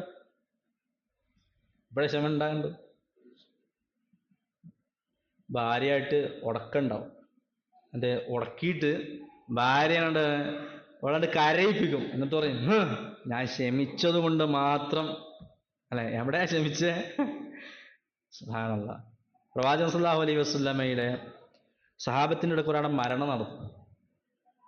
ആ മരണം നടന്നപ്പോൾ അദ്ദേഹത്തെ കബറടക്കിയതിനു ശേഷം ആ കബറിന്റെ അടുക്കൽ ഒരു സ്ത്രീ ഇരുന്ന് കരയാണ്. കരഞ്ഞപ്പോൾ റസൂലുള്ളാഹി സ്വല്ലല്ലാഹു അലൈഹി വസല്ലമ അവരെ പുറകിൽ നിന്ന് വിളിച്ചിട്ട് പറഞ്ഞു, ക്ഷമിക്ക്, പ്രതിഫലം പ്രതീക്ഷിക്ക് എന്ന് പറയുന്ന ഒരു സന്ദർഭം കാണാൻ കഴിയും ഹദീസുകളിൽ. അപ്പൊ അവര് ആരാണെന്ന് കണ്ടില്ല, പുറകിൽ വന്നിട്ട് തന്നോട് ഇങ്ങനെയുള്ള വർത്തമാനങ്ങൾ പറഞ്ഞത്. നിങ്ങൾ ഇങ്ങോട്ട് പാട് നോക്കി പൊക്കാളി, അല്ലെ? ചില ആളുകൾ ആ ഒരു ക്ഷമ വിട്ടിരിക്കുന്ന സമയമാണ് ഒരാളെ മരണപ്പെട്ട്, എനിക്കാണ് പോലും, നിങ്ങൾക്കല്ലല്ലോ എന്ന് ചോദിക്കും. അങ്ങനെ റസൂലുള്ളാഹി സ്വല്ലല്ലാഹു അലൈഹി വസല്ലമയെ പറഞ്ഞു വിട്ടു. ഉടനെ ഫളൽ ഇബ്നു അബ്ബാസ് റളിയല്ലാഹു തആല അൻഹു അദ്ദേഹം പുറകെ വന്നിട്ട് ഈ ലേഡിയോട് ചോദിച്ചു, പെണ്ണിനോട് ചോദിച്ചു, ഇന്നോട് റസൂലുള്ളാഹി സ്വല്ലല്ലാഹു അലൈഹി വസല്ലം എന്താ പറഞ്ഞു ചോദിച്ചു. ഇപ്പോൾ ആകെ സ്തംഭിതയായി. റസൂൽ സല്ലല്ലാഹു അലൈഹി വസല്ലമയാണ് എന്നോട് വന്നിട്ട് ഇങ്ങനെ പറഞ്ഞത്. ആ പെണ്ണ് വല്ലാത്തൊരു വെപ്രാളത്തോടുകൂടെ റസൂലിന്റെ വീട്ടിലേക്ക് ഓടാണ്. അങ്ങനെ റസൂലിന്റെ മുന്നിലെത്തിയിട്ട് ഒരു റസൂലെ, ഞാൻ അറിഞ്ഞില്ല നിങ്ങളാണത് പറഞ്ഞതെന്ന് ഒക്കെ അങ്ങനെ പറയുമ്പോൾ റസൂലുള്ളാഹി സ്വല്ലല്ലാഹു അലൈഹി വസല്ലം അവർക്ക് കൊടുക്കുന്ന ഒരു മറുപടി ഉണ്ട്. അവിടെയാണ് ക്ഷമ എപ്പോഴാ വേണ്ടതെന്ന് പഠിക്കേണ്ടത്. ഇന്നമ സ്വബ്റു ഇൻദ മസ്സദമത്തിൽ ഊല. ക്ഷമ ആവശ്യം ഒരു കാര്യത്തിന്റെ തുടക്കത്തിലാണ്. ക്ഷമയില്ലാതെ പോകുമ്പോഴാണ് സമൂഹത്തിൽ കൊലപാതകങ്ങളും നാശങ്ങളും പ്രശ്നങ്ങളും അധികരിക്കുക. അല്ലേ? ചില ഭാര്യയും ഭർത്താവും തമ്മിൽ ഒരു അടിയുണ്ടായി, വാക്കുതർക്കം ഉണ്ടായി, എന്തില് പറഞ്ഞിട്ട് ഉടക്കി അവസാനം പിറ്റേന്ന് പത്രത്തിൽ കാണാം ഭാര്യയെ തലക്കടിച്ചു കൊന്നു. എന്താ? ക്ഷമ നഷ്ടപ്പെടുമ്പോൾ ഉണ്ടാകുന്ന പ്രയാസങ്ങളാണ്. അപ്പൊ എന്തായാലും ഒരു ഉള്ള ആളുകളാണ് നിങ്ങൾ എന്നത് കൊണ്ട് തന്നെ പ്രത്യേകം ഉണർത്താനുള്ളത്, അബൂ ദർദാ റളിയല്ലാഹു തആല അൻഹു സ്വീകരിച്ച സമീപനം ഉണ്ടായിരുന്നു കുടുംബവുമായി ബന്ധപ്പെട്ട്. എന്താ പറയുന്നറിയോ? ഭാര്യ വിളിച്ചിട്ട് പറഞ്ഞു, നീ ചൂടാകുമ്പോ ഞാൻ തണുക്കും, ഞാൻ ചൂടാകുമ്പോ നീയും തണുത്തിരിക്കണം. അല്ലെ, നമ്മൾ പറയും രണ്ട് കൈയും കൂടെ കൂട്ടടിക്കുമ്പോഴേ സൗണ്ട് ഉണ്ടാവുള്ളൂ, ഒരേ കൈയാണെങ്കിലോ ഉണ്ടാവില്ല. അതുപോലെ ആയിരിക്കണം കുടുംബത്തിന്റെ വിഷയത്തിൽ. എത്രത്തോളം എന്ന് വെച്ചാൽ ചെറിയ ചെറിയ തെറ്റിന്റെ പേരിൽ കുടുംബത്തെ ആക്ഷേപിക്കാനോ ഒന്നും പാടില്ല. സലഫ് സ്വാലിഹ്യങ്ങളിൽപ്പെട്ട ഒരു പണ്ഡിതൻ, അടുത്ത് ജീവിച്ചിരിക്കുന്ന ഒരു ഹഫിളഹുല്ല, അദ്ദേഹം പേര് മറന്നു, അദ്ദേഹം ഇങ്ങനെ ക്ലാസ് എടുക്കുമ്പോൾ പറഞ്ഞൊരു വിഷയമാണ്, ഒരു ഭർത്താവിന്റെ മാന്യതയിൽപ്പെട്ടതാണ് ഭാര്യയിൽ ഉണ്ടാകുന്ന ചെറിയ ചെറിയ തെറ്റ് കണ്ണടക്കാണ്. അല്ലെ, നമ്മളാകെ കണ്ണടക്കും ഉറങ്ങാൻ നേരം. അതല്ല കേട്ടോ, ആ കണ്ണടക്കൽ മാറ്റിയിട്ട് ചെറിയൊരു കാര്യത്തിനൊന്നും ഞാൻ ഉൾപ്പെടെ പറയാനുള്ളത് ആ ഒരു നിലപാട് സ്വീകരിക്കുക, ക്ഷമ അധികമായി കൈക്കൊള്ളുക. ഇനി ചില ഒരു കാര്യങ്ങൾ കൂടെ പറഞ്ഞ് ഞാൻ അവസാനിപ്പിക്കണം. ഈ നന്മകൾ ഒരുപാട് നമുക്ക് ലഭിക്കും. ഒരു ചെറിയ പ്രവർത്തനങ്ങൾ കൊണ്ട് ഒരുപാട് നന്മകൾ. അതിന്റെ കുറച്ച് സ്ലൈഡുകളാണ് ഇൻഷാ അല്ലാഹ് വരാൻ പോകുന്നത്. ഒന്നാമത്തേത് ഖുർആൻ പാരായണം തന്നെയാണ്. ഖുർആൻ പാരായണവുമായി ബന്ധപ്പെട്ട് ഇനി നമുക്ക് കഴിയുമെങ്കിൽ ഖുർആൻ ഉറ്റാലോചിക്കാൻ കൂടെ കഴിഞ്ഞാൽ അത് ഇതിനേക്കാൾ പ്രതിഫലം ലഭിക്കും. ശൈഖുൽ ഇസ്ലാം ഇബ്നു തൈമിയ്യ റഹിമഹുല്ലാ പറഞ്ഞത്, ആയത്തു ഖിറാഅത്തിൻ, ഒരു ആയത്തു പാരായണം ചെയ്യുക, ബി തഫക്കുരി വ തഫഹുമി, കാര്യങ്ങൾ ഗ്രഹിച്ചുകൊണ്ടും അതിൽ ഉറ്റാലോചിച്ചുകൊണ്ടും എന്ന് പറഞ്ഞത് ഖൈറും മിൻ ഖത്മത്തിൽ ഖുർആൻ, ഖുർആൻ പരിപൂർണമായിട്ട് പാരായണം ചെയ്യുന്നതിനേക്കാൾ ശ്രേഷ്ഠമാണെന്ന് പറഞ്ഞു. അത് പറ്റുമെങ്കിൽ നമ്മളത് ചെയ്യണം. അതിനുള്ള ശ്രമങ്ങൾ നമ്മുടെ ഭാഗത്തു നിന്ന് ഉണ്ടാകണം എന്ന് ഉണർത്താണ്. അപ്പൊ ഒന്നാമത്തെ കാര്യം ഖുർആൻ പാരായണം ചെയ്യുക എന്നതാണ്. നമുക്ക് അറിയുന്നത് എങ്ങനെയാണോ ആ കോലത്തിൽ പാരായണം ചെയ്യാം. പഠിക്കാൻ അവസരം കിട്ടിയിട്ടും അറിയുന്ന പോലെ അല്ല കേട്ടോ പറഞ്ഞത്. അവസരമൊക്കെ കിട്ടി അതിനൊന്നും ഒരു നിലക്കും കിട്ടുന്നില്ല അവസരങ്ങളെങ്കിൽ ആണ് പറഞ്ഞത് നമുക്കറിയുന്ന പോലത്തെ. ഇല്ലെങ്കിൽ നമ്മൾ പഠിക്കാൻ കൂടെ ശ്രമിക്കണം. അതുകൂടെ ഒരു വസീയത്തായിട്ട് ഓർമ്മപ്പെടുത്തണം. അപ്പൊ എന്താ അതിനുള്ള പ്രതിഫലം നിങ്ങൾ നോക്കിയാൽ മൻ ഖറഅ ഹർഫൻ മിൻ കിതാബില്ലാ ഫലഹു ഹസനത്തുൻ. ആരെങ്കിലും അള്ളാഹുവിന്റെ കിതാബിൽ നിന്നും ഒരു ഹർഫ് പാരായണം ചെയ്താൽ അവന് നന്മയുണ്ട്. വൽ ഹസനതു ബിഅശ്രി അംസാലിഹാ, ആ നന്മ 10 തുല്യമാണ് എന്നതാണ്. എന്നിട്ട് റസൂലുള്ളാഹി സ്വല്ലല്ലാഹു അലൈഹി വസല്ലം പറഞ്ഞു ലാ അഖൂലു അലിഫ് ലാം മീം ഹർഫുൻ, അലിഫ് ലാം മീം ഹർഫാണെന്ന് ഞാൻ പറയില്ല. പിന്നെ വലാകിൻ അലിഫുൻ ഹർഫ് വലാമുൻ ഹർഫ് വമീമുൻ ഹർഫ്. അലിഫ് ഒരു ഹർഫാണ്, ലാം ഒരു ഹർഫാണ്, മീം ഒരു ഹർഫാകുന്നു. അപ്പൊ എത്ര പ്രതിഫലം കിട്ടി? 30 പ്രതിഫലം. സുബ്ഹാനല്ലാഹ്. എവിടെയാ ഫാത്തിഹ കഴിഞ്ഞിങ്ങോട്ട് തുടങ്ങി അലിഫ് ലാം മീം അല്ലെ? ഓതന്റെ പോലത്തിലൊക്കെ ഓതിയാൽ അത്രയും കൂടെ നല്ലത് അല്ലെ? അലിഫ് ലാം മീം എത്ര വേണം? കുറഞ്ഞ സെക്കൻഡുകൾ മാത്രം ആവശ്യമുള്ളതോടെ അല്ലെ?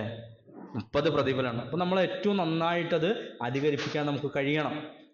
എന്താ നമുക്ക് ഖുർആൻ എടുക്കുമ്പോഴുള്ള പ്രശ്നം എന്നറിയോ? ഖുർആൻ എടുക്കുമ്പോൾ നമുക്ക് കുറച്ച് പ്രശ്നമുണ്ട്. എന്താണ്? ഒരു പേജൊക്കെ എത്തും, രണ്ടാമത്തെ പേജ് ആകുമ്പോഴത്തേക്കും ഉറക്കം വരാനോ അല്ലെങ്കിൽ ഒരു മടുപ്പ് തോന്നാന്ന് പറഞ്ഞ സംഗതി ഉണ്ടാകും. ഇത് കാരണം എന്താണെന്നറിയോ? ആ ഖുർആനോട് വലിയ താല്പര്യം ഇല്ലാതെ വരുമ്പോൾ നമുക്ക് മൊബൈൽ നോക്കണ്ടല്ലേ, പക്ഷെ എപ്പോഴെങ്കിലും മടുപ്പ് തോന്നിയിട്ടുണ്ടോ? ഇപ്പൊ തന്നെ ഇവിടെ ഇരുന്നിട്ട് നമ്മൾ എത്ര പ്രാവശ്യം നോക്കിയിട്ടുണ്ടാവും? ഷെയ്ഖ് സുലൈമാൻ അർറഹൈലി ഹഫിളഹുല്ലാഹ് അദ്ദേഹം പറഞ്ഞൊരു കേസ്, ഞാൻ പലപ്പോഴും മുൻഗാമികളെ കുറിച്ച് ഖുർആന്റെ പാരായണത്തിൽ 3 ദിവസം കൊണ്ട് ഖത്മൊക്കെ തീർക്കുന്ന പറയുമ്പോൾ എനിക്ക് അത്ഭുതം ഉണ്ടായിരുന്നു. പക്ഷെ ഇന്നത്തെ ജനങ്ങളെ കാണുമ്പോൾ എനിക്കതിൽ അത്ഭുതം ഇല്ല എന്നാണ് അദ്ദേഹം പറയുന്നത്. കാരണം എന്താ? ആ ജനങ്ങളുടെയൊക്കെ കയ്യിലുള്ളത് മൊബൈലാണ്. അതിൽ എത്ര സമയം വേണമെങ്കിലും ഇങ്ങനെ ഇരിക്കാൻ കഴിയുന്നുണ്ട്. മുൻഗാമികളെ സംബന്ധിച്ചിടത്തോളം അവർക്ക് എന്തിനേക്കാളും പ്രിയവും അള്ളാഹുവിന്റെ കലാമുകൾ ഓതാനായിരുന്നു. അതുകൊണ്ട് അവർക്ക് കഴിഞ്ഞു. അപ്പൊ നമുക്കും അതിനോടൊരു ഇഷ്ടം വെച്ചുകൊണ്ട് നമ്മൾ പാരായണം ചെയ്യാൻ കഴിയണം. ഇനി ഉണർത്താനുള്ളത്, ഒരു ദിവസം ഞാൻ ഉൾപ്പെടെ എന്നോടുകൂടെയുള്ള വസിയത്തൂടെ പറയട്ടോ, ഒരു ദിവസം ഒരു പേജെങ്കിലും കുറഞ്ഞത് ഓതാതെ എൻ്റെ ജീവിതത്തിൽ കഴിഞ്ഞു പോകില്ല എന്ന് നമുക്ക് തീരുമാനിക്കാൻ കഴിയണം. എങ്കിൽ നമ്മളെ സംബന്ധിച്ചിടത്തോളം പരലോകത്ത് ചില ശുപാർശകർ നമ്മുടെ വിഷയം പറയും. അപ്പോ ചില ആളുകൾ കടന്നു വരും. ആരാണ്? ഖുർആൻ. ഫഇന്നഹു യഅതി യൗമൽ ഖിയാമത്തി ശഫീഅൻ ലി അസ്ഹാബിഹി. ഖുർആൻ പാരായണം ചെയ്ത ആളുകൾക്ക് ഒരു ഷഫീ ആയിട്ട് അവിടെ കടന്നു വരുമെന്നാണ് ആര് പറഞ്ഞത്? റസൂലുള്ളാഹി സ്വല്ലല്ലാഹു അലൈഹി വസല്ലം. അപ്പോ ഒന്നാമത്തെ വിഷയം ഖുർആൻ പാരായണം. അവസാനം പറഞ്ഞ എന്താണ്? ഒരു ദിവസം ഒരു പേജെങ്കിലും കുറഞ്ഞത് ഞാൻ ഓതാതെ കടന്നു പോകുന്നില്ല എന്ന് ഉറപ്പുവരുത്തണം. എങ്ങനെ ഉറപ്പുവരുത്തുക? ചിലപ്പോൾ നമ്മളൊരു പേപ്പറിൽ ഇങ്ങനെ എഴുതി പോക്കറ്റിൽ എഴുതിയിടണം. ഇന്ന് ഞാൻ ഖുർആൻ ഓതിയിട്ടുണ്ടോ ഇല്ലോ എന്ന് ടിക്ക് ചെയ്യാനുള്ള ഒരു സംവിധാനമൊക്കെ നമ്മൾ കാണണം കേട്ടോ. അത് ഓക്കെ അല്ലേ? ഇൻഷാ അല്ലാഹ് പറഞ്ഞ പോലെ നമ്മൾ ചെയ്യണം എന്നുകൂടെ ഓർമ്മപ്പെടുത്താണ്. നമുക്ക് ഇന്നിപ്പോ സുഖമാണ്. കാരണം വെച്ചാൽ കയ്യിൽ മൊബൈലുണ്ട്, അതിൽ ആപ്സ് ഒരുപാടുണ്ട്. അതിൽ ഉപയോഗപ്പെടുത്തിയാൽ ഖുർആൻ പാരായണം സുഖമായിട്ട് നമുക്ക് നടക്കും കേട്ടോ. രണ്ടാമത്തെ ഒരു കാര്യം അദ്കാറുകളാണ്, ദിക്റുകൾ. ആ ദിക്റുകളുടെ വിഷയം വളരെ ഗൗരവത്തിൽ നമ്മൾ കാണേണ്ടതാണ്. റസൂലുള്ളാഹി സ്വല്ലല്ലാഹു അലൈഹി വസല്ലം ഇത് നമ്മൾ എന്നും ചെയ്യാറുള്ള അദ്കാറാണ്. അതിന്റെ വിഷയത്തിലാണ് ഞാൻ മലയാളത്തിലേക്ക് മാത്രം പോവാണ്, പെട്ടെന്ന് അവസാനിപ്പിക്കാന്ന് വിചാരിച്ചിട്ട്.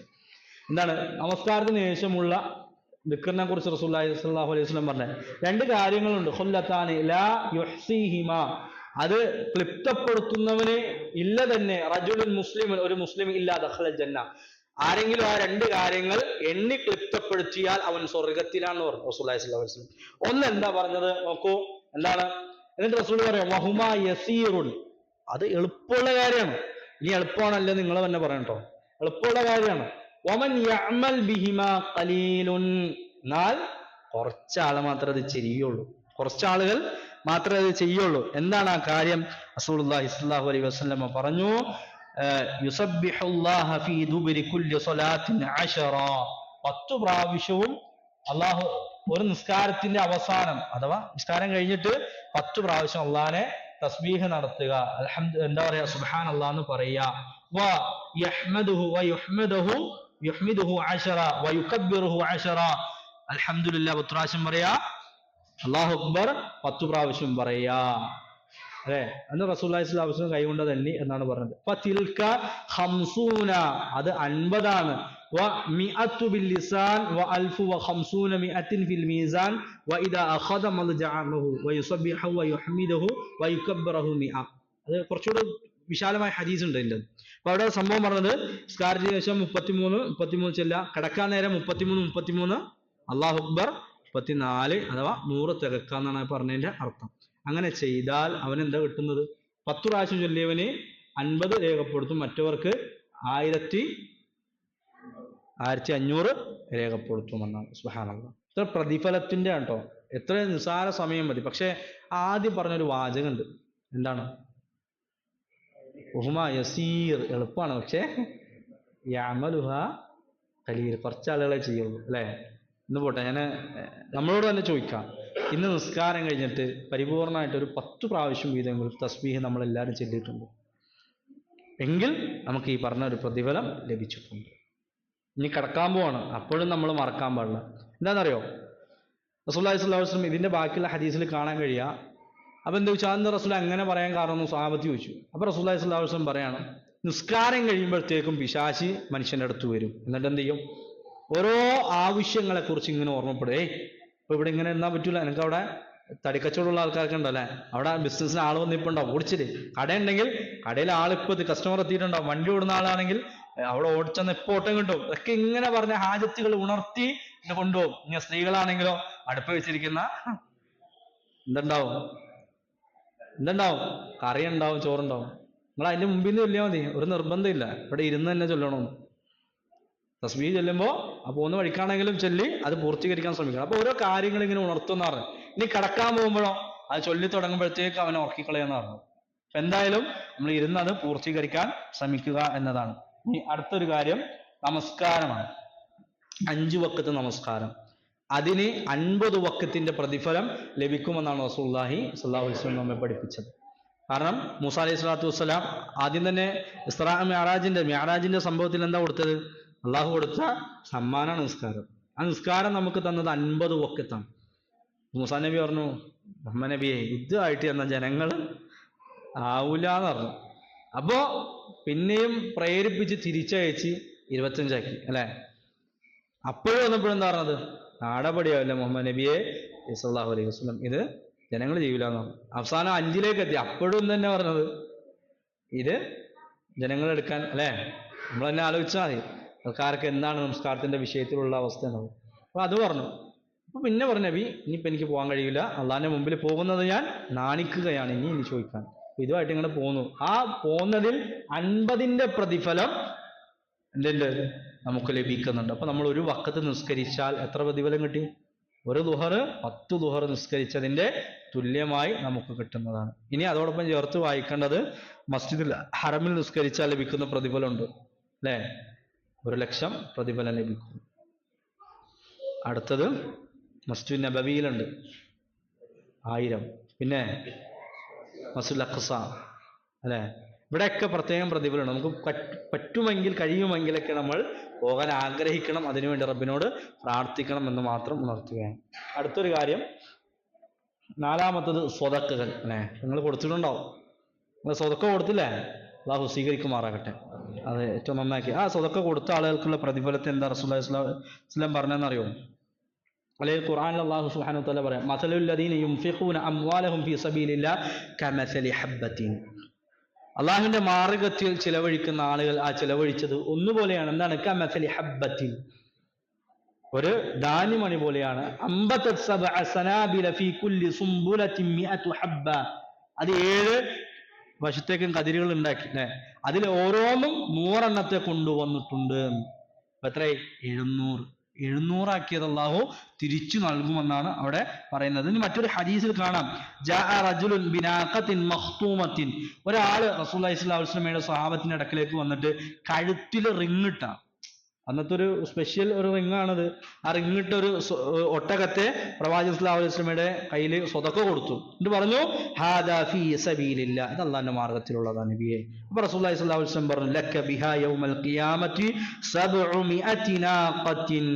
തീർച്ചയായും ഇതിനു പകരമായി അല്ലാഹു നാളെ ഖിയാമത്ത് നാളിൽ നിനക്ക് 700 വളയമിട്ട ഒട്ടകങ്ങളെ നിനക്ക് നൽകുന്നതാണ്. കുല്ലുഹാ മഖ്തൂമ, എല്ലാം കഴുത്തിൽ ഇറങ്ങിട്ട ഒട്ടകങ്ങളായിരിക്കും. അത്ര വില കൂടിയ ഒട്ടകമാണ്. അത് കൊടുത്തു എന്നാണ്. അതിന് പകരമായി അള്ളാഹു 700 മടക്കി കൊടുക്കുമെന്നുള്ളതാണ്. ഇനി അതോടൊപ്പം തന്നെ അഞ്ചാമത്തെ ഒരു ഞാൻ അവസാനിപ്പിക്കണം.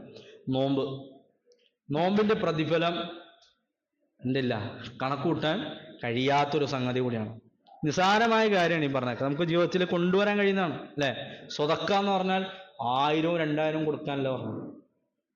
ഒരു കോടികൾ വരുമാനമുള്ള ഒരു മനുഷ്യൻ 100 രൂപ സ്വതക്ക കൊടുക്കുന്നതും നിത്യജീവിതത്തിന് വേണ്ടി ജീവിതത്തിന്റെ രണ്ടറ്റങ്ങൾ ഇങ്ങനെ കൂട്ടിമുട്ടിക്കാൻ പ്രയാസപ്പെട്ടുകൊണ്ടിരിക്കുന്ന ഒരു മനുഷ്യൻ 100 രൂപ കൊടുക്കുന്നതും രണ്ടും പ്രതിഫലമുള്ളത് അല്ലേ. അപ്പൊ നമുക്ക് എങ്ങനെയാണ് നമ്മുടെ തോക്കത്ത് നമുക്കറിയാം. ആ രൂപത്തിൽ നമ്മൾ കൊടുത്ത് ഏറ്റവും കഷ്ടപ്പാടിൽ നമ്മൾ കൊടുക്കുന്നതിനാണ് കൂടുതൽ പ്രതിഫലം നമുക്ക് കിട്ടുക എന്നാണ്. അതുകൂടെ മനസ്സിലാക്കി സ്വതക്ക കൂടുതൽ അധികരിപ്പിക്കാൻ ശ്രമിക്കാം. നമ്മൾ നോമ്പുമായി ബന്ധപ്പെട്ട് പറഞ്ഞത് കുല്ലു അമൽ ഇബ്നി ആദം, എല്ലാ പ്രവർത്തനങ്ങളും കുല്ലു അമലിൻ ഇബ്നി ആദം ലഹു ഇല്ല സിയാം, എല്ലാ പ്രവർത്തനവും ആദസന്തതിക്കുള്ളതാണ് എന്ന് പറഞ്ഞാൽ അതിനൊരു കണക്കുണ്ട്. പക്ഷേ നോമ്പ് എനിക്കുള്ളതാണ്. ഫഇന്നലി വഅന അജ്സി ബിഹി, അതെനിക്കുള്ളതാണ്, അതിന് പ്രതിഫലം ഞാനാ നൽകാം. അതൊരിക്കലും ഒരു കണക്ക് കൂട്ടാൻ കഴിയാത്തൊരു പ്രതിഫലത്തിന്റെ അവസ്ഥയിലാണ് ഉണ്ടാകുക എന്നതാണ്. ഇത് അല്ലാഹു സുബ്ഹാനഹു വ തആല പറഞ്ഞ വല ഖുലൂഫു ഫമി സ്വാഇമി അത്യബു ഇൻദല്ലാഹി മിൻ റീഹിൽ മിസ്ക്, ഒരു നോമ്പുകാരന്റെ വായുടെ സ്മെല്ല് അള്ളാഹുവിന്റെ അടുക്കൽ മിസ്കിനേക്കാൾ ശ്രേഷ്ഠമുള്ള, അതിനേക്കാൾ സുഗന്ധപൂരിതമായിട്ടുള്ളതാണ്. അപ്പോൾ നോമ്പിന്, ചെറിയൊരു നോമ്പിനെ സംബന്ധിച്ച് ഇനി ഒരുപാട് നോമ്പുമായി ബന്ധപ്പെട്ടൊക്കെ നമുക്ക് കാണാൻ കഴിയും. അപ്പം ഞാൻ ഈ ഒരു 5 കാര്യങ്ങൾ മാത്രം ഈ വിഷയത്തിൽ, ഏതില് അള്ളാഹു ഇരട്ടി പ്രതിഫലങ്ങൾ നൽകുന്നതിലേക്ക് സൂചന നൽകിയിട്ടുള്ളതാണ്. ഇത് നമ്മുടെ ജീവിതത്തിൽ ഇത് കൊണ്ടുവരാൻ ശ്രമിക്കണം. അതോടൊപ്പം തന്നെ ഇതല്ലാത്തതുമൊക്കെ നമ്മുടെ ജീവിതത്തിൽ പല സമയങ്ങളിലായിട്ട് കൊണ്ടുവരാൻ ശ്രമിക്കുക. അതിലൊന്നാണ് അദ്കാറു സ്വബാഹും മസാഉം, വൈകുന്നേരവും രാവിലെയുള്ള പ്രാർത്ഥന. അത് നമ്മുടെ ജീവിതത്തിൽ ശക്തമായ നിലക്ക് കുറഞ്ഞത് ബിസ്മില്ലാഹില്ലദി ലാ യദുറു മഅ ഇസ്മിഹി ഷൈഉൻ ഫിൽ അർദി വലാ ഫിസ് സമാഇ വഹുവ സമീഉൽ അലീം എന്ന പ്രാർത്ഥനയെങ്കിലും നമ്മൾ കൊണ്ടുവരാൻ ശ്രമിക്കുക. അല്ലാഹു സുബ്ഹാനഹു വ തആല എല്ലാ നിലക്കും കാര്യങ്ങളും മനസ്സിലാക്കി ജീവിതത്തെ റബ്ബ് ഇഷ്ടപ്പെടുന്ന രൂപത്തിൽ, അല്ലാഹു തൃപ്തിപ്പെടുന്ന വിധത്തിലാക്കി തീർക്കാൻ നാം ഏവർക്കും തൗഫീഖ്